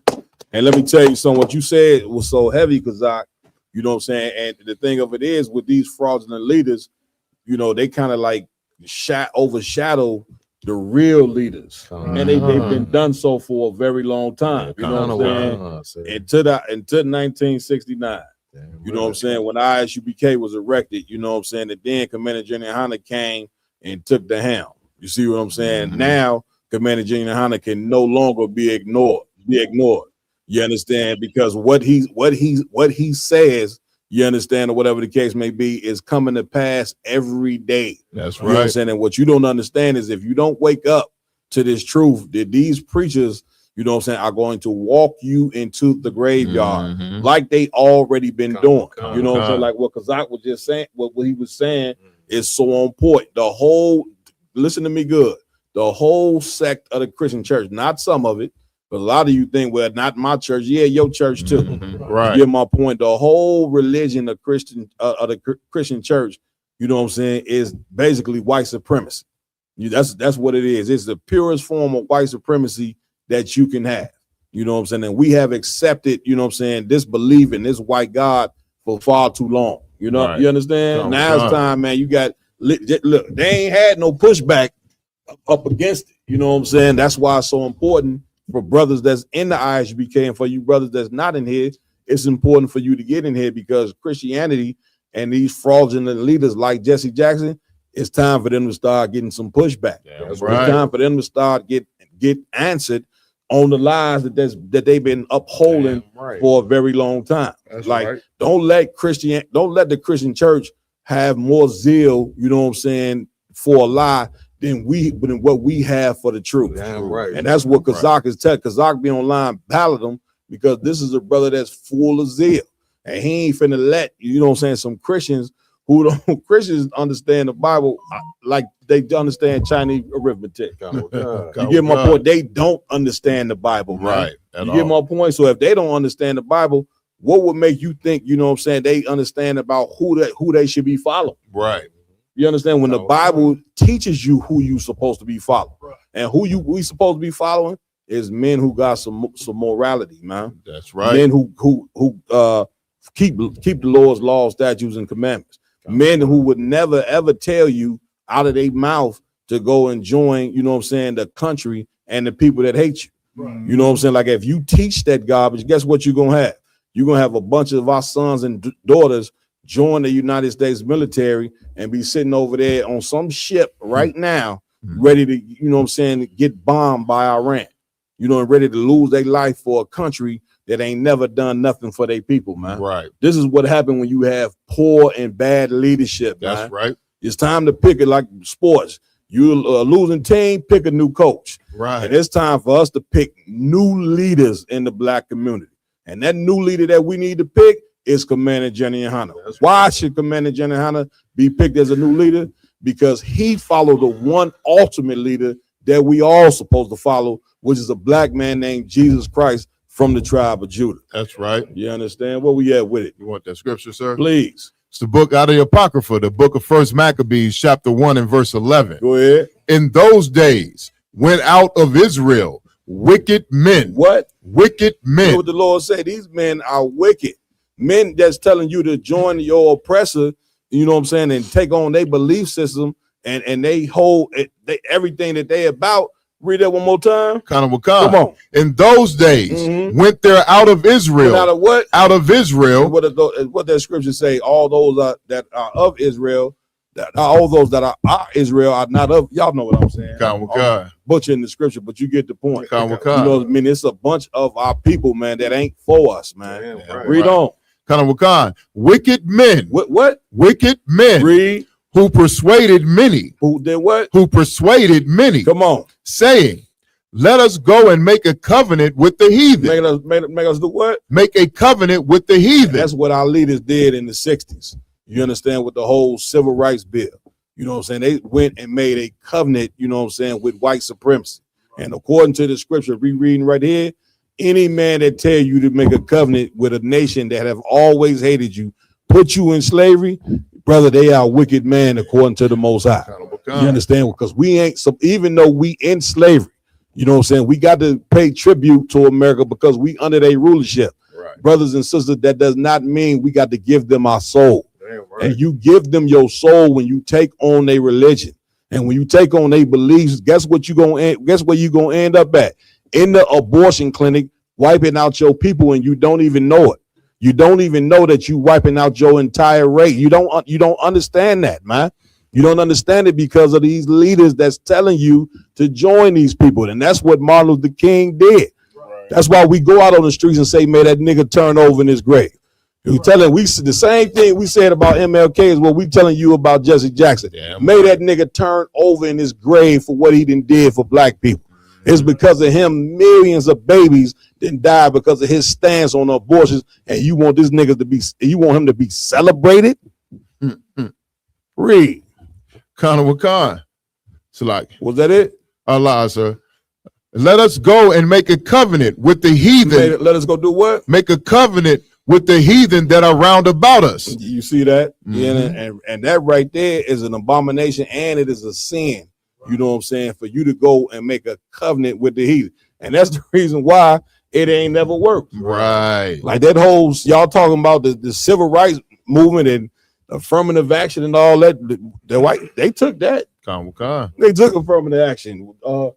Donald Trump just took away the civil rights bill. All that's gone. Why are all these things gone? Because it was never nothing that you was gonna ever receive anyway. Right. They signed a civil rights bill in 1964. Then they came up with laws to put the black man out the home. Then they came up with laws to told your woman she can go kill your baby. Then they came up with laws, you know what I'm saying, that say homosexuality used to be a mental illness. Now, you know what I'm saying, it's acceptable. And then you want to know why is so many of our young children in that homosexual lifestyle, because they use the Christian church to push that agenda on us as a people. Right. This place right here is totally diabolical, man. Y'all looking at Jeffrey Epstein like he was the only big head white mad scientist Frankenstein cat running around. You think he was the only sexual deviant and diabolical white man with some power? Damn near the whole empire is full of diabolical men with some power. So why in the hell, and these civil rights leaders, Jesse Jackson and all that, they be knowing behind closed doors how diabolical these white people are, because their whole life is about joining white people, man. They don't love their own people. Right. They hate the sight of you, but they want to join white people. That's right. And so they know what they be doing behind closed doors, and then we'll get up there and be telling us, let's join these people. Let's come. He came up with the whole Rainbow Push Coalition. The whole Rainbow Push Coalition is about all nations coming together, when that is a Babylonian concept that will never ever work, man. Right. Ever. Right. Where we at? That's it on that, sir. Where we going next?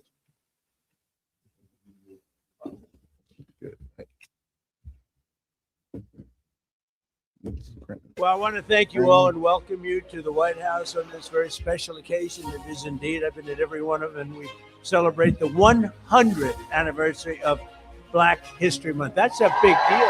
As we celebrate this special day in not only Black history, but American history. This year that we've been here, under President Trump, the Lord has been so gracious to us, and he's been faithful, and the president has been a tremendous leader. We are living under the administration of the greatest president in our lifetime. As you look out upon this sea of Black Americans, this president hears you. This president cares for you. Happy Black History Month, happy Black History Year, and happy Black History Century. Thank you all. Good. Nice. All right, Kazak, you got the helm. You got the helm, Mark. Man, listen. 100 years of Black History Month, and what do we have to show for it besides Uncle Tom niggas in the White House showing all 32 of their teeth? Right. We are an embarrassment. We are an embarrassment. There's no way in hell, no other nation of people who have went through what we have went through would be sitting in the White House smiling to the slave master like that. And this is proof that, again, we are the people in the Bible, because the Lord talked about us being utterly destroyed without knowing our heritage, without knowing our lineage, our culture, who we really are, and we would serve our enemies. And no Black people in there. I mean, if you want to know how we were able to be enslaved for so long and be underneath the white man, that's why. Those Black people in that room is exactly why. You want to know why you don't hear about the slave rebellions that happened and why they failed so almost all the time? Those Black people in that room, that spirit right there is why we are still underneath our oppressors' boot. So like, right. Give it up. How long?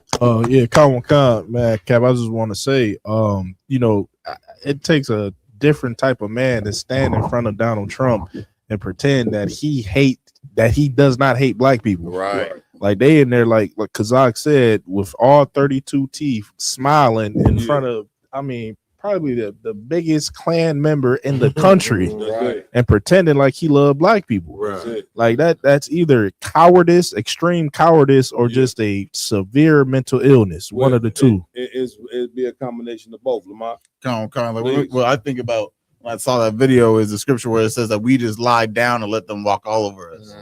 You understand? That's the point. Like we don't even have the guts to even look up to see the wrongdoings that's happening. We just lay down and accept whatever nonsense they throw into our face. Yeah. And just like they were smiling and looking and kissing their babies in the face. Like that had to have been staged. Yeah. You understand? I mean, you went there if I could get there. Get him out the island hand. Right, because he right on point. Like what you saying right there, these are paid actors. You get my point? It's a ton of black people, man, and all you got to do is just promise them, you know what I'm saying, some money, and they'll get up there and act like they love Donald Trump. Margaret Singer just said all she's looking for, you got to have a black face. Right. Like they standing up there doing that to deceive black people even more. You understand? You see other black, because we move like sheep. That's why the Lord called us the lost sheep, because sheep all move in the same direction. We have heavy influence on each other. What you see one of us do, we all do it. So when you see black people get up there, you know what I'm saying, and be like they love Donald Trump, man, these cats was just given a check to get up there and go do that. Right. You understand? But once again, the intelligent of us, you know what I'm saying, know better than that. Like at this point, it's a ton of us that's woke. You know what I'm saying? But those brothers and sisters that's woke, we got to start using our voice. You know what I'm saying, against this type of madness. Y'all done?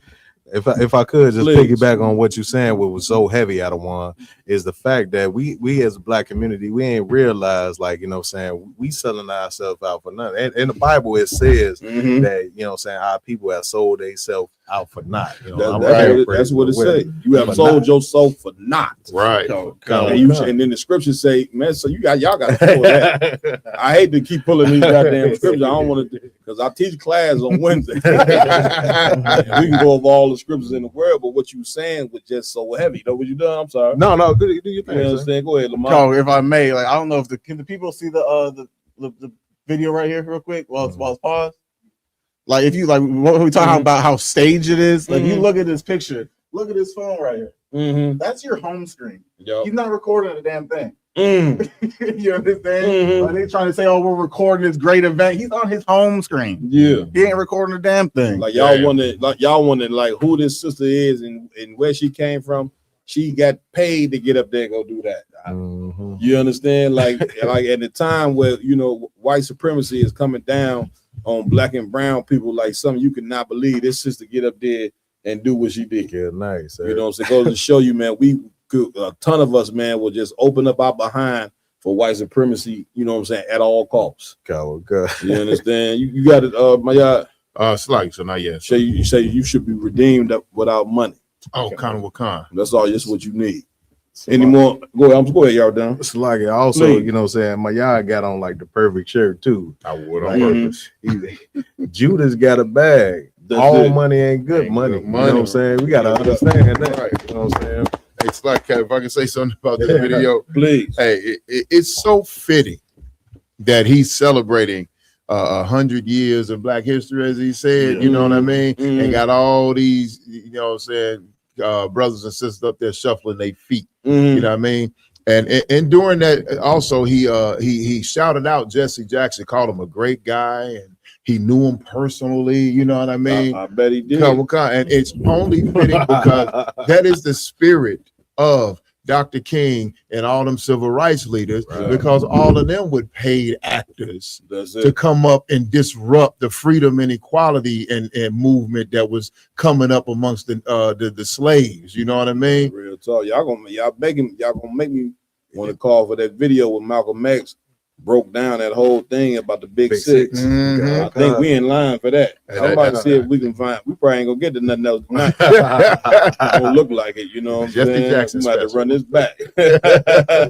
I got that scripture, sir. Yeah, this there. See if y'all can find that video where Malcolm X spoke about the big six, you know what I'm saying, and Martin Luther King. Go ahead, Maya. It's the book of Isaiah, chapter 52 and verse 3. Come on. For thus saith the Lord, ye have sold yourselves for naught. You had did what? Sold yourselves for naught. Right, like the Lord said, you didn't sold, you didn't. That's what a sellout is. You know what I'm saying? So a person that will go against their morals for money. And the Lord said, you have sold yourself for naught, not meaning nothing.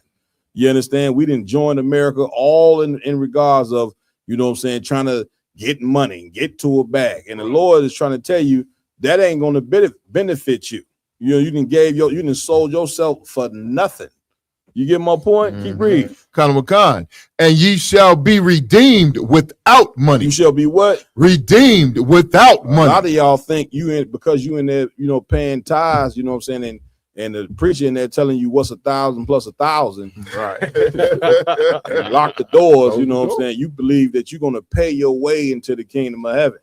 The Lord ain't merchandise. I got bad news for you. That ain't gonna work. That's what the part mean when you read that last part again. Come on. And ye shall be redeemed without money. You're gonna be redeemed without money, meaning the Lord is gonna redeem us because of us turning back to him by keeping his laws, statutes, and commandments. That's right. That's how we gonna be redeemed.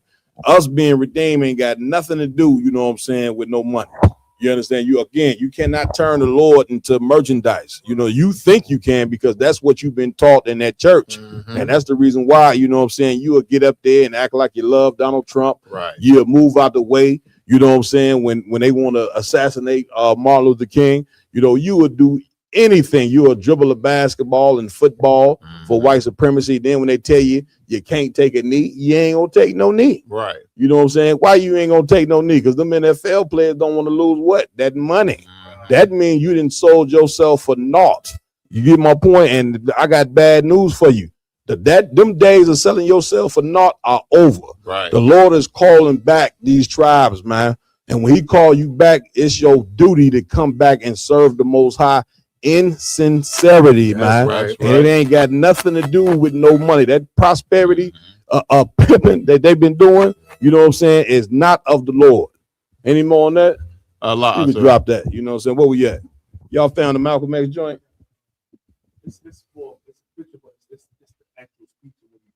Play that. You know what I'm saying? Yeah. The actual speech is just the picture. Okay. It just you just hear the. It ain't him. You know what I'm saying? Doing the joint, huh? I thought it was a video. No. Listen to what I'm saying. My bad, sir. I didn't see any of the joint. Yeah, go ahead, play that.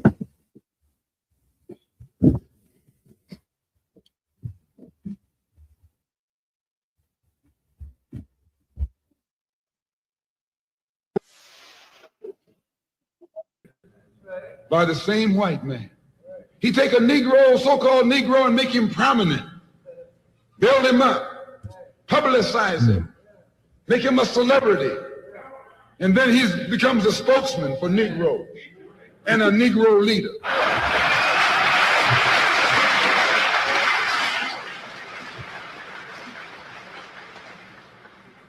I would like to just mention one thing else quickly, and that is the method that the white man uses, how the white man uses these big guns or Negro leaders against the Black Revolution.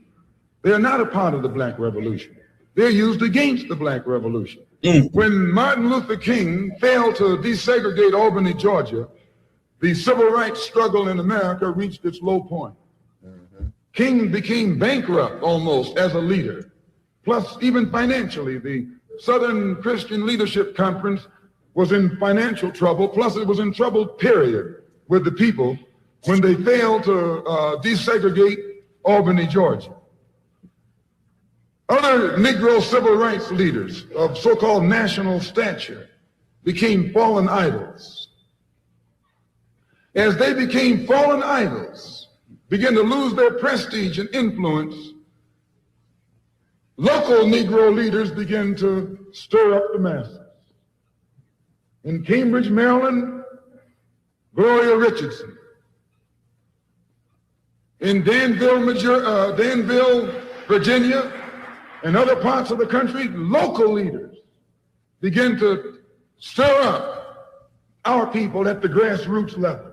This was never done by these Negroes whom you recognize. And if I could stop it right there, it's so heavy what he said about the local leaders, because now them local leaders, you know what I'm saying, are all in the IHBK under Commander Jenny Yohana. You know what I'm saying? We got a school in every goddamn city. You know what I'm saying? These are the leaders that you supposed to be following, not these cats in these church and these politicians. They are not. He said it. They are not for a black revolution at all. Right. Ramon, you gonna say something? No, keep playing. National statue. They controlled you, but they never incited you or excited you. They controlled you. They contained you. They kept you on the plantation. As soon as King failed, let you stop right there. What you think Jesse been doing the whole time he was alive? You know, what the hell you think, you know what I'm saying, Martin Luther King did? Martin Luther King said it out his own mouth, I integrated my people into a burning house. You get my point? Like, these are the men that have kept you on the plantation, man. Meaning this, they the ones that have kept you thinking like a slave. Right. And only a slave, you know what I'm saying, is going to think that his route out of slavery is loving the slave master more and more and more. One day, this white man is going to love us, man. You get him John 3:16, God so loved the world. You understand that that's a person who has a slave mentality when he relying like a puppy. You know what I'm saying? He rolling over, he running, he doing everything he can to try to please, you know what I'm saying, his master, and to his master rub him on his head, and then he down, and the dog say he loved me. That's how white people been treating us here in America. When if you want to be free, the first part of being free, black and brown people, is by separating your mind from white supremacy. And the way that you separate your mind from white supremacy is know that one day these people got to be judged for what they done to you, man. You rob the Lord of judging them. The Lord can't even bring judgment on America or bring judgment on white supremacy because you're joined to these people. Like, they got to pay for 100 million black people being killed during the I ain't even talking about here in America. We got the real records, man. They try to tell you 4 million, 8 million, 12 million people died coming over here on slave ships. We got the real records, man. They killed 100 million of your people from the 1600s all the way into the 1800s on slave ships. Do you know how many people, you talking about the abortion clinic, do you know how many people was thrown overboard to where the sharks still follow the same route to this day? Right. And you think that God is going to forget about that? You think the Lord going to forget about slavery itself once we made it over here? The way that they treated these people. Now you trying to say God ain't just. God is all about justice, man. You should know God about justice because the Israelites disobeyed the Lord, and the Lord said in Deuteronomy that he was going to put us in slavery, and he did. But he also said the people that put you in slavery, he shall judge those people as well. So let America get judged. Let white people get that judgment, man. And the way that you let them get their judgment is not having the same mind that they have. Right. You have the mind of white supremacy when you believe killing your baby is okay. You have the mind of white supremacy when you believe that being a lesbian is okay. Right. A man going up the rectum of another man is okay. Right. You are sick people because you follow a sick religion and you follow a sick man. That's right. This the reason why we so jammed up. You know what I'm saying? By taking on the beliefs of these give them back they white God. Give white Jesus back to them, man. White Jesus ain't no real thing. Because of course we can go in the Bible and show you that Jesus Christ was a nigga from the tribe of Judah. Now I know that's hard to accept. Oh, God. Even in good times, she kept that picture on the wall for as long as she could. Yeah, you see what I'm saying? But then she took it down and had to put white Jesus back up on the wall, even though the scriptures say his skin is like bronze and his hair is like. Y'all were done? Like it, sir. I'll just read this post real quick out of what this brother, man, like, you know what I'm saying, he made a post about Jesse. He said Jesse is one of the reasons of the downfall of black people, right? Mm-hmm. And look, this is one of the responses that he got from this post. The truth is subjective, but regardless of the point, how you feel, he's no longer with us. Regardless of the differences, he's still from our people, and that's the truth. So the brother responds. He says he still helped steer our people in a bad direction. The brother responds to him, I have no opinion on the brother, on what the brother did or did not do. The movement was before our time, but the timing is critical. Is my point. The soil, let the soil harden before getting the shovel. Break it down, please.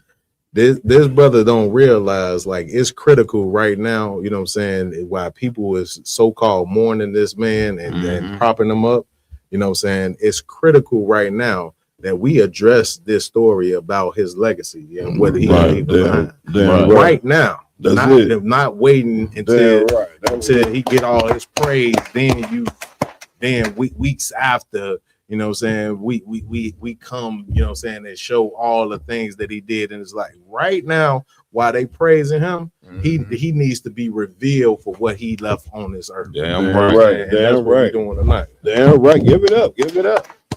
Go ahead, my y'all. Hey, Sluggy Cap, if I could, when I first moved back here from Philly back to Chicago, I was talking to a sister on my block, and she was going through some problems with her landlord. You know what I mean?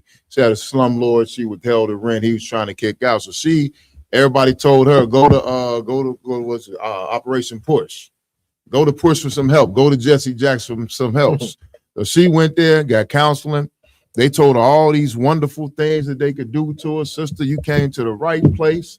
What they doing is wrong. We can help. All you got to do is this and this and that and the third and blah, blah, blah, blah, blah. And she got excited. And then they asked the sister for like a $2,000 donation for their services. She was like, well, damn, if I had $2,000, I wouldn't be in the situation I'm in now. You know what I mean? Yeah, right. She was like, I ain't got that. And then they said they went from like 2,000 to 1,800, 1,500, 1,200. You know what I mean? And then it was like, well, what can you give? She said, I probably better do like, $100 or $200 at most. They said, we can't help you. Wow. That's cold-blooded. Finish playing that tape. Birmingham. Negroes took to the streets. King got out and went out to California to a big rally and raised about, I don't know how many thousands of dollars. Come to Detroit and had a march and raised some more thousands of dollars. And recall, right after that, Wilkins attacked King, accused King and the Corps of starting trouble everywhere and then making the NAACP get him out of jail and spend a lot of money. And then they accused King and Corps of raising all the money and not paying it back. This happened. I got it in documented evidence in the newspaper. Roy started attacking King and King started attacking Roy and Farmer started attacking both of them. And as these Negroes of national stature begin to attack each other, they begin to lose their control of the Negro masses.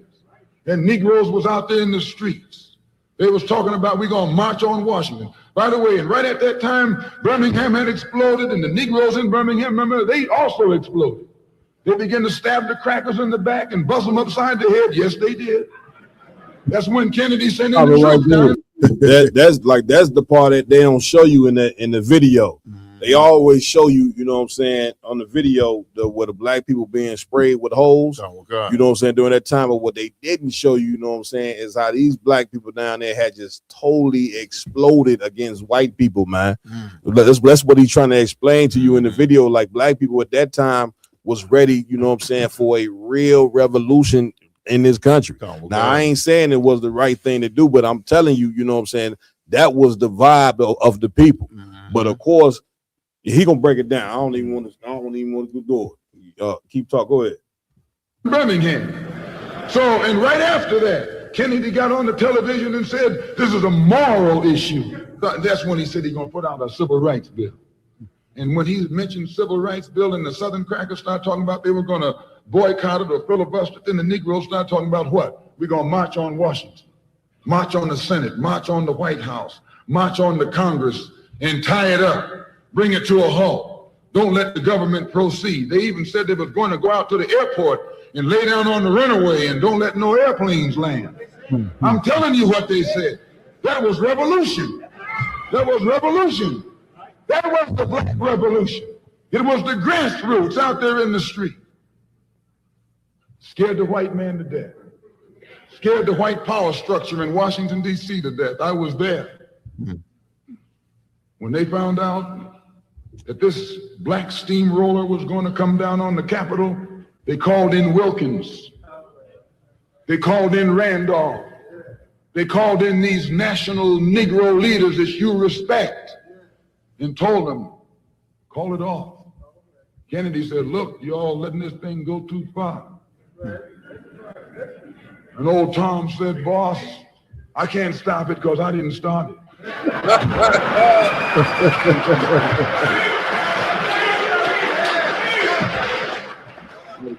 Let keep playing. I'm telling you what they said.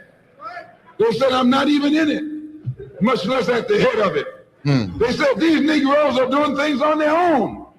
They're running ahead of us. And that old shrewd fox, he said, well, if you all aren't in it, I'll put you in it. I'll put you at the head of it. I'll endorse it. I'll welcome it. Like again, all these cats he named, these cats' name is just Uncle Tom names. Like himself, Rudolph and all this. You make my nose so bright. Like these cats out here is like these the cats, you know what I'm saying, that y'all talking about was the civil rights leaders that helped black people. Right. This is you understand?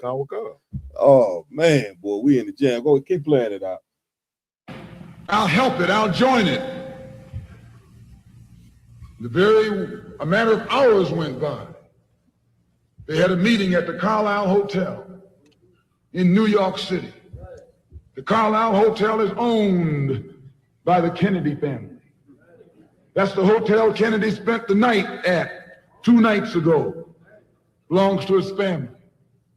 A philanthropic society headed by a white man named Stephen Currier called all the top civil rights leaders together at the Carlisle Hotel and told them that by you all fighting each other, you're destroying the civil rights movement. And since you're fighting over money from white liberals, let us set up what's known as the Council for United Civil Rights Leadership. Let's form this council, and all the civil rights organizations will belong to it. And we'll use it for fundraising purposes. Let me show you how tricky the white man is. And as soon as they got it formed, they elected Whitney Young as the chairman. And who you think became the co-chairman? Stephen Currier, the white man. A millionaire. Powell was talking about it down at the Cobo today. This is what he was talking about. Powell knows it happened. Randolph knows it happened. Wilkins knows it happened. King knows it happened. Every one of that so-called Big Six. They know what happened. Once they formed it with the white man over it, he promised them and gave them $800,000 to split up between the Big Six, and told them that after the march was over, they'd give them $700,000 more. $1.5 million split up between leaders that you've been following, going to jail for, crying crocodile tears for, and they've nothing but Frank James and Jesse James and brothers.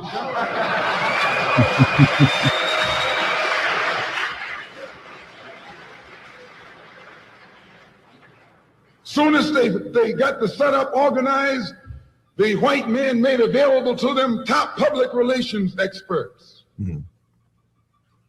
Opened the news media across the country at their disposal. And then they began to project these Big Six as the leaders of the march. Originally, they weren't even in the march. You was talking this march talk on Hastings Street. Is Hastings Street Man, you can stop it right there, man. It's a heavy video too long. You know what I'm saying? We probably play it at the end of the show, you know what I'm saying? But man, you know what I'm saying? Like what he was bringing out was heavy, you know what I'm saying? All these leaders that you didn't look, and Jesse fall in line with these cats here. He's a man, you know what I'm saying, that received money, you know what I'm saying, from these devils to deceive you. And that's what he did. And brother, his name, you know what I'm saying, should not be put, you know what I'm saying, into the light of a positive legacy at all. That's right. You know what I'm saying? No, you can't gain power as a people by, you know what I'm saying, putting men who sold you out and making them great men after their death, like Yaradan was saying. That's the worst thing that you can do. That's why it's important that you live a righteous life while you on earth. That's right. So people can build off of your legacy. Christ, you know what I'm saying? He no longer here. The ISUBK is built off the legacy that Christ left. What is the legacy that Christ left? Love thy brother as thyself. That's right. You know what I'm saying? Right. Love the Most High with all of our heart and our mind and our soul, according to what the Bible said. That's right. Loving the Most High ain't just saying out your mouth how much you love God. It's about doing what he say, man. That's right. It's not being the sinner and definitely not joining your oppressor. You know what I'm saying? So, man, it's been one hell of a show, man. We reaching the 10:30 mark. You know what I'm saying? We had a ton of the stories we did not make it to, but nevertheless, man, it's been one, hell of a podcast. I want to thank Officer Kazak Iman for joining us tonight. You know what I'm saying? Kazak, you got any closing words, brother? Man, just I know we played that video of Malcolm X. Malcolm X didn't have the answer either. Islam was not the answer either. Damn so, right. Captain Malcolm was saying you're gonna have to get in with the local leaders, the real revolutionaries like our King Christ, the ISUBK under Commander General Yohanan. So if you're watching this and you're looking for what to do now, and if you really was affected and hurt by Jesse Jackson dying and all these civil rights leaders dying, and you looking for what to do now, get in with these leaders in the ISUPK, with these camp leaders under Commander General Yohanan, and the Water 2 Cap, and all the brothers on the show for having me on. It's always an honor. The Water, sir. Right. Always, man, I want to give it up to my amazing hosts that rock it out with me every week. To my right, Officer Lamar Yala and the announcers, brother. Con. As always, make sure you go like, follow, share, subscribe to all Roundtable of Truth social media pages. You know, Real Nigga Diversity. Tomorrow we will be at Maywood Black Expo tomorrow, being I believe vendors, right? That's it. Get us tomorrow. So if you want to come catch us out there, just Google on your addresses or the addresses, type in Maywood Black Expo out here in Illinois. Big shout out to them too for allowing us to be vendors. We appreciate that. And then make sure to catch this coming Sunday at 10 a.m. sharp. You understand? Kamal Kwa will be live on Sharpen the Sword Radio with Captain of 10,000, the Galgabar. Okay. You understand? Make sure to tune in. You understand? And get the real knowledge that they always be doing. You know, the work don't stop out here in the Midwest. That's for sure. Yeah, that's a fact. You understand? Then, of course, next coming Saturday, February 28th, we have right here in the UPK Chicago School, the Black History in the Bible event. You understand? We'll be, going over the real Black history because it's February and the so-called 100th month of Black history, or 100th year of Black history. Right. You understand? From noon to 3 p.m. Yep. You understand? Come catch us here at that time. And then at 3 o'clock to 5 o'clock, Officer 5000 Ra'im will be doing a class on Black history. Damn right. You understand? Right. Hey, listen, I just want to say something on that. There's no way that you can celebrate Black history, you know what I'm saying, without the Bible. Right. You know what I'm saying? The Bible is the foundation for Black history. So if you're going to acknowledge history, you know what I'm saying, then you got to acknowledge the Bible. You understand? Because that is the foundation of who we are as a people, and that can no longer be ignored. We've been told that we was everything in the earth. You know what I'm saying? We never been told who we were. You know what I'm saying? And you dealing with a people, man, that got thousands of years ahead. Once again, it ain't even about Black History Month for us. Right. You know what I'm saying? You never let your oppressor, you know what I'm saying, have you celebrate your history for a month. What the hell is that? Nobody really, that shows you that, you know what I'm saying, that you're in slavery when a man can tell you, you know what I'm saying, what month you can acknowledge your history. Right. When Black people got thousands of years of history. That's right. But the most important history, you know what I'm saying, for us is who we were before we arrived on slave ships. That's right. What history and what legacy do we come from? If y'all come to this event on the 28th, you're going to find that out. We're going to show you and prove to you without a shadow of a doubt that the Bible is real Black history. Right. And last but not least, make sure to get ready because it's coming up real soon. You understand? The Lord's 57th annual Passover. That's right. April 4th. You understand? Make sure we're going to get it in as always. You always got to show up because the Roundtable of Truth, we kicking it off right after the kickoff. You understand? With Officer 5000 Kazak. You understand? Roundtable of Truth will be up there with Cross the Line Radio and Let a Hebrew Speak. You understand? April 1st. So definitely you can't miss that one. That's going to be one of the heaviest hitting podcasts that exists. Man, listen, Jenny and Hannah, he kicking the first day off with a hell of a banger. You understand? The first day, you know what I'm saying? They're going to be slogging lambs. They're going to be riding on horse. What do you say? All going to be going on the first day? Riding on horses. Line dancing. Line dancing. Barbecue. Damn, y'all done wore me out on the first day. You know what I'm saying? We got, get me right, because that's right. We got 5 days. We got Wednesday, Thursday, Friday, Saturday. You got 5 days of blacks and Hispanic. Nobody party better than we do. And we talking about 5 days where it ain't gonna be one argument or fight. Right. Because if it is an argument or fight, you get a first class ticket back home. Right. You know, General Muhammad, he gonna tell you in a couple of weeks if you come down there thinking that this is the time, if you're a woman thinking that, oh, this is the time for me to show out in front of my husband and bring all my emotional problems, you gonna be on the first class on Sprint. You ain't even getting on the top end. You getting back on Sprint. Or Amtrak, even the train, throw it back on the train. Like, this ain't the place for you to come with all your emotions, because black people, we so emotional because of all we went through that we used to using the white man's holidays to express our emotions for all the pain we went through. And that's why so many fights on Thanksgiving and families is fighting on Christmas and all that. And for you brothers and sisters that's in the truth or just coming into the truth, you try to bring that same vibe into the truth, thinking that the Passover is the place where you're going to come perform. Right. Where you're going to come sit in a huddle of sisters and cry crocodile tears so they can feel sorry and say, girl, what's wrong? Or some brother drink all the liquor in the world and think that he now going to cry in front of. This is not the place for that. Don't I'm telling you now, before General Muhammad, he going to tell you anyway in a couple weeks. Don't come down here with that, or you going home. Right. This Passover is not about you. That's right. You know what I'm saying? This right here is about Christ. That's right. You understand?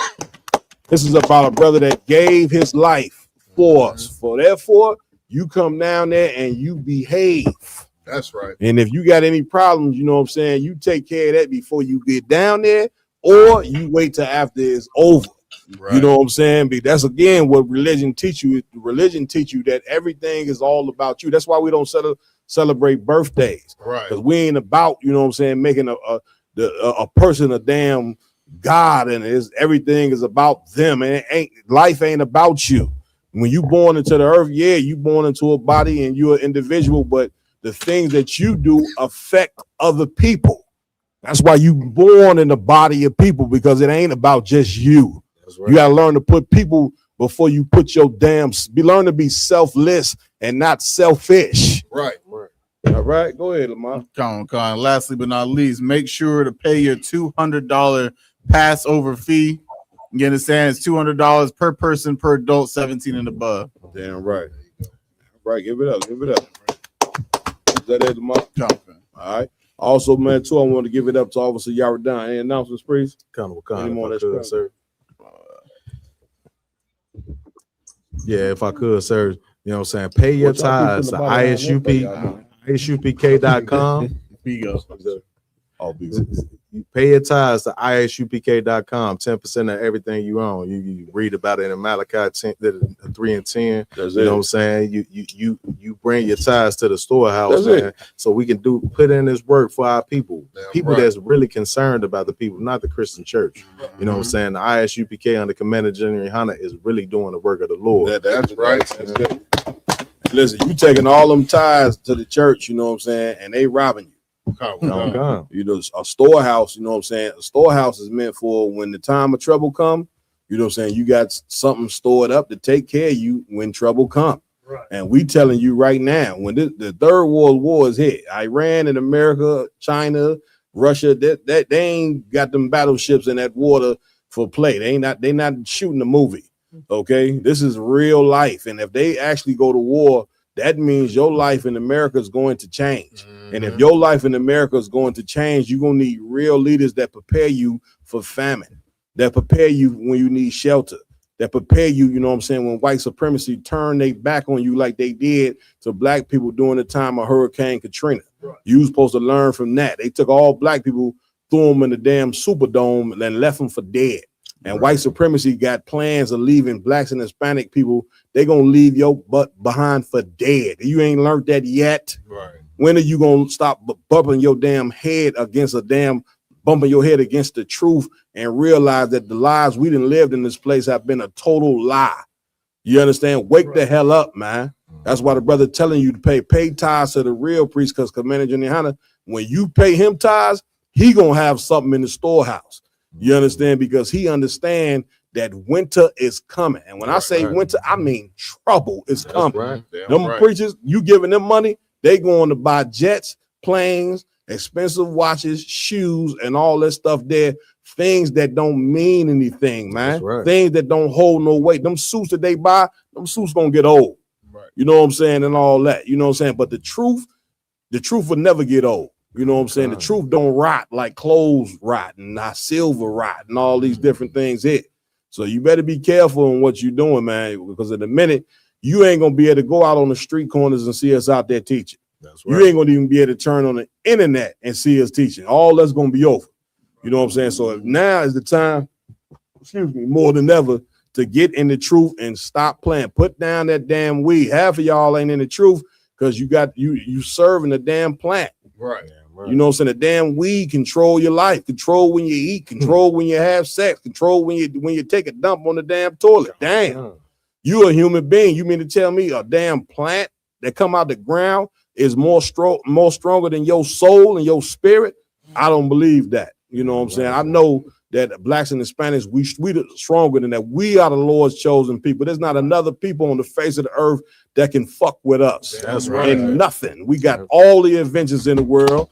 You understand? We the most beautiful people in the world. And man, goddamn it, the one thing that we missing is the morality. We take the morality, you know what I'm saying, which is keep these laws, statutes, and commandments. Man, we're gonna take over the entire earth like we meant to be. If you ever wonder why black people always referring to themselves as kings and queens and all that, because we are people of royalty. That's what the name Israel means, for he is a prince of a power. Now, we don't know what exactly kingdom we come from or what royal, but we know that we royalty. We just don't have the knowledge. You know what I'm saying? But the ISUBK, we got the knowledge of who we are. So, man, come get down. You ever done? Right, sir. Also, you know what I'm saying, the Friday, the week of the Passover, April 3rd, you know what I'm saying, you got the black party coming up. You know what I'm saying? Prepare your babysitting arrangements.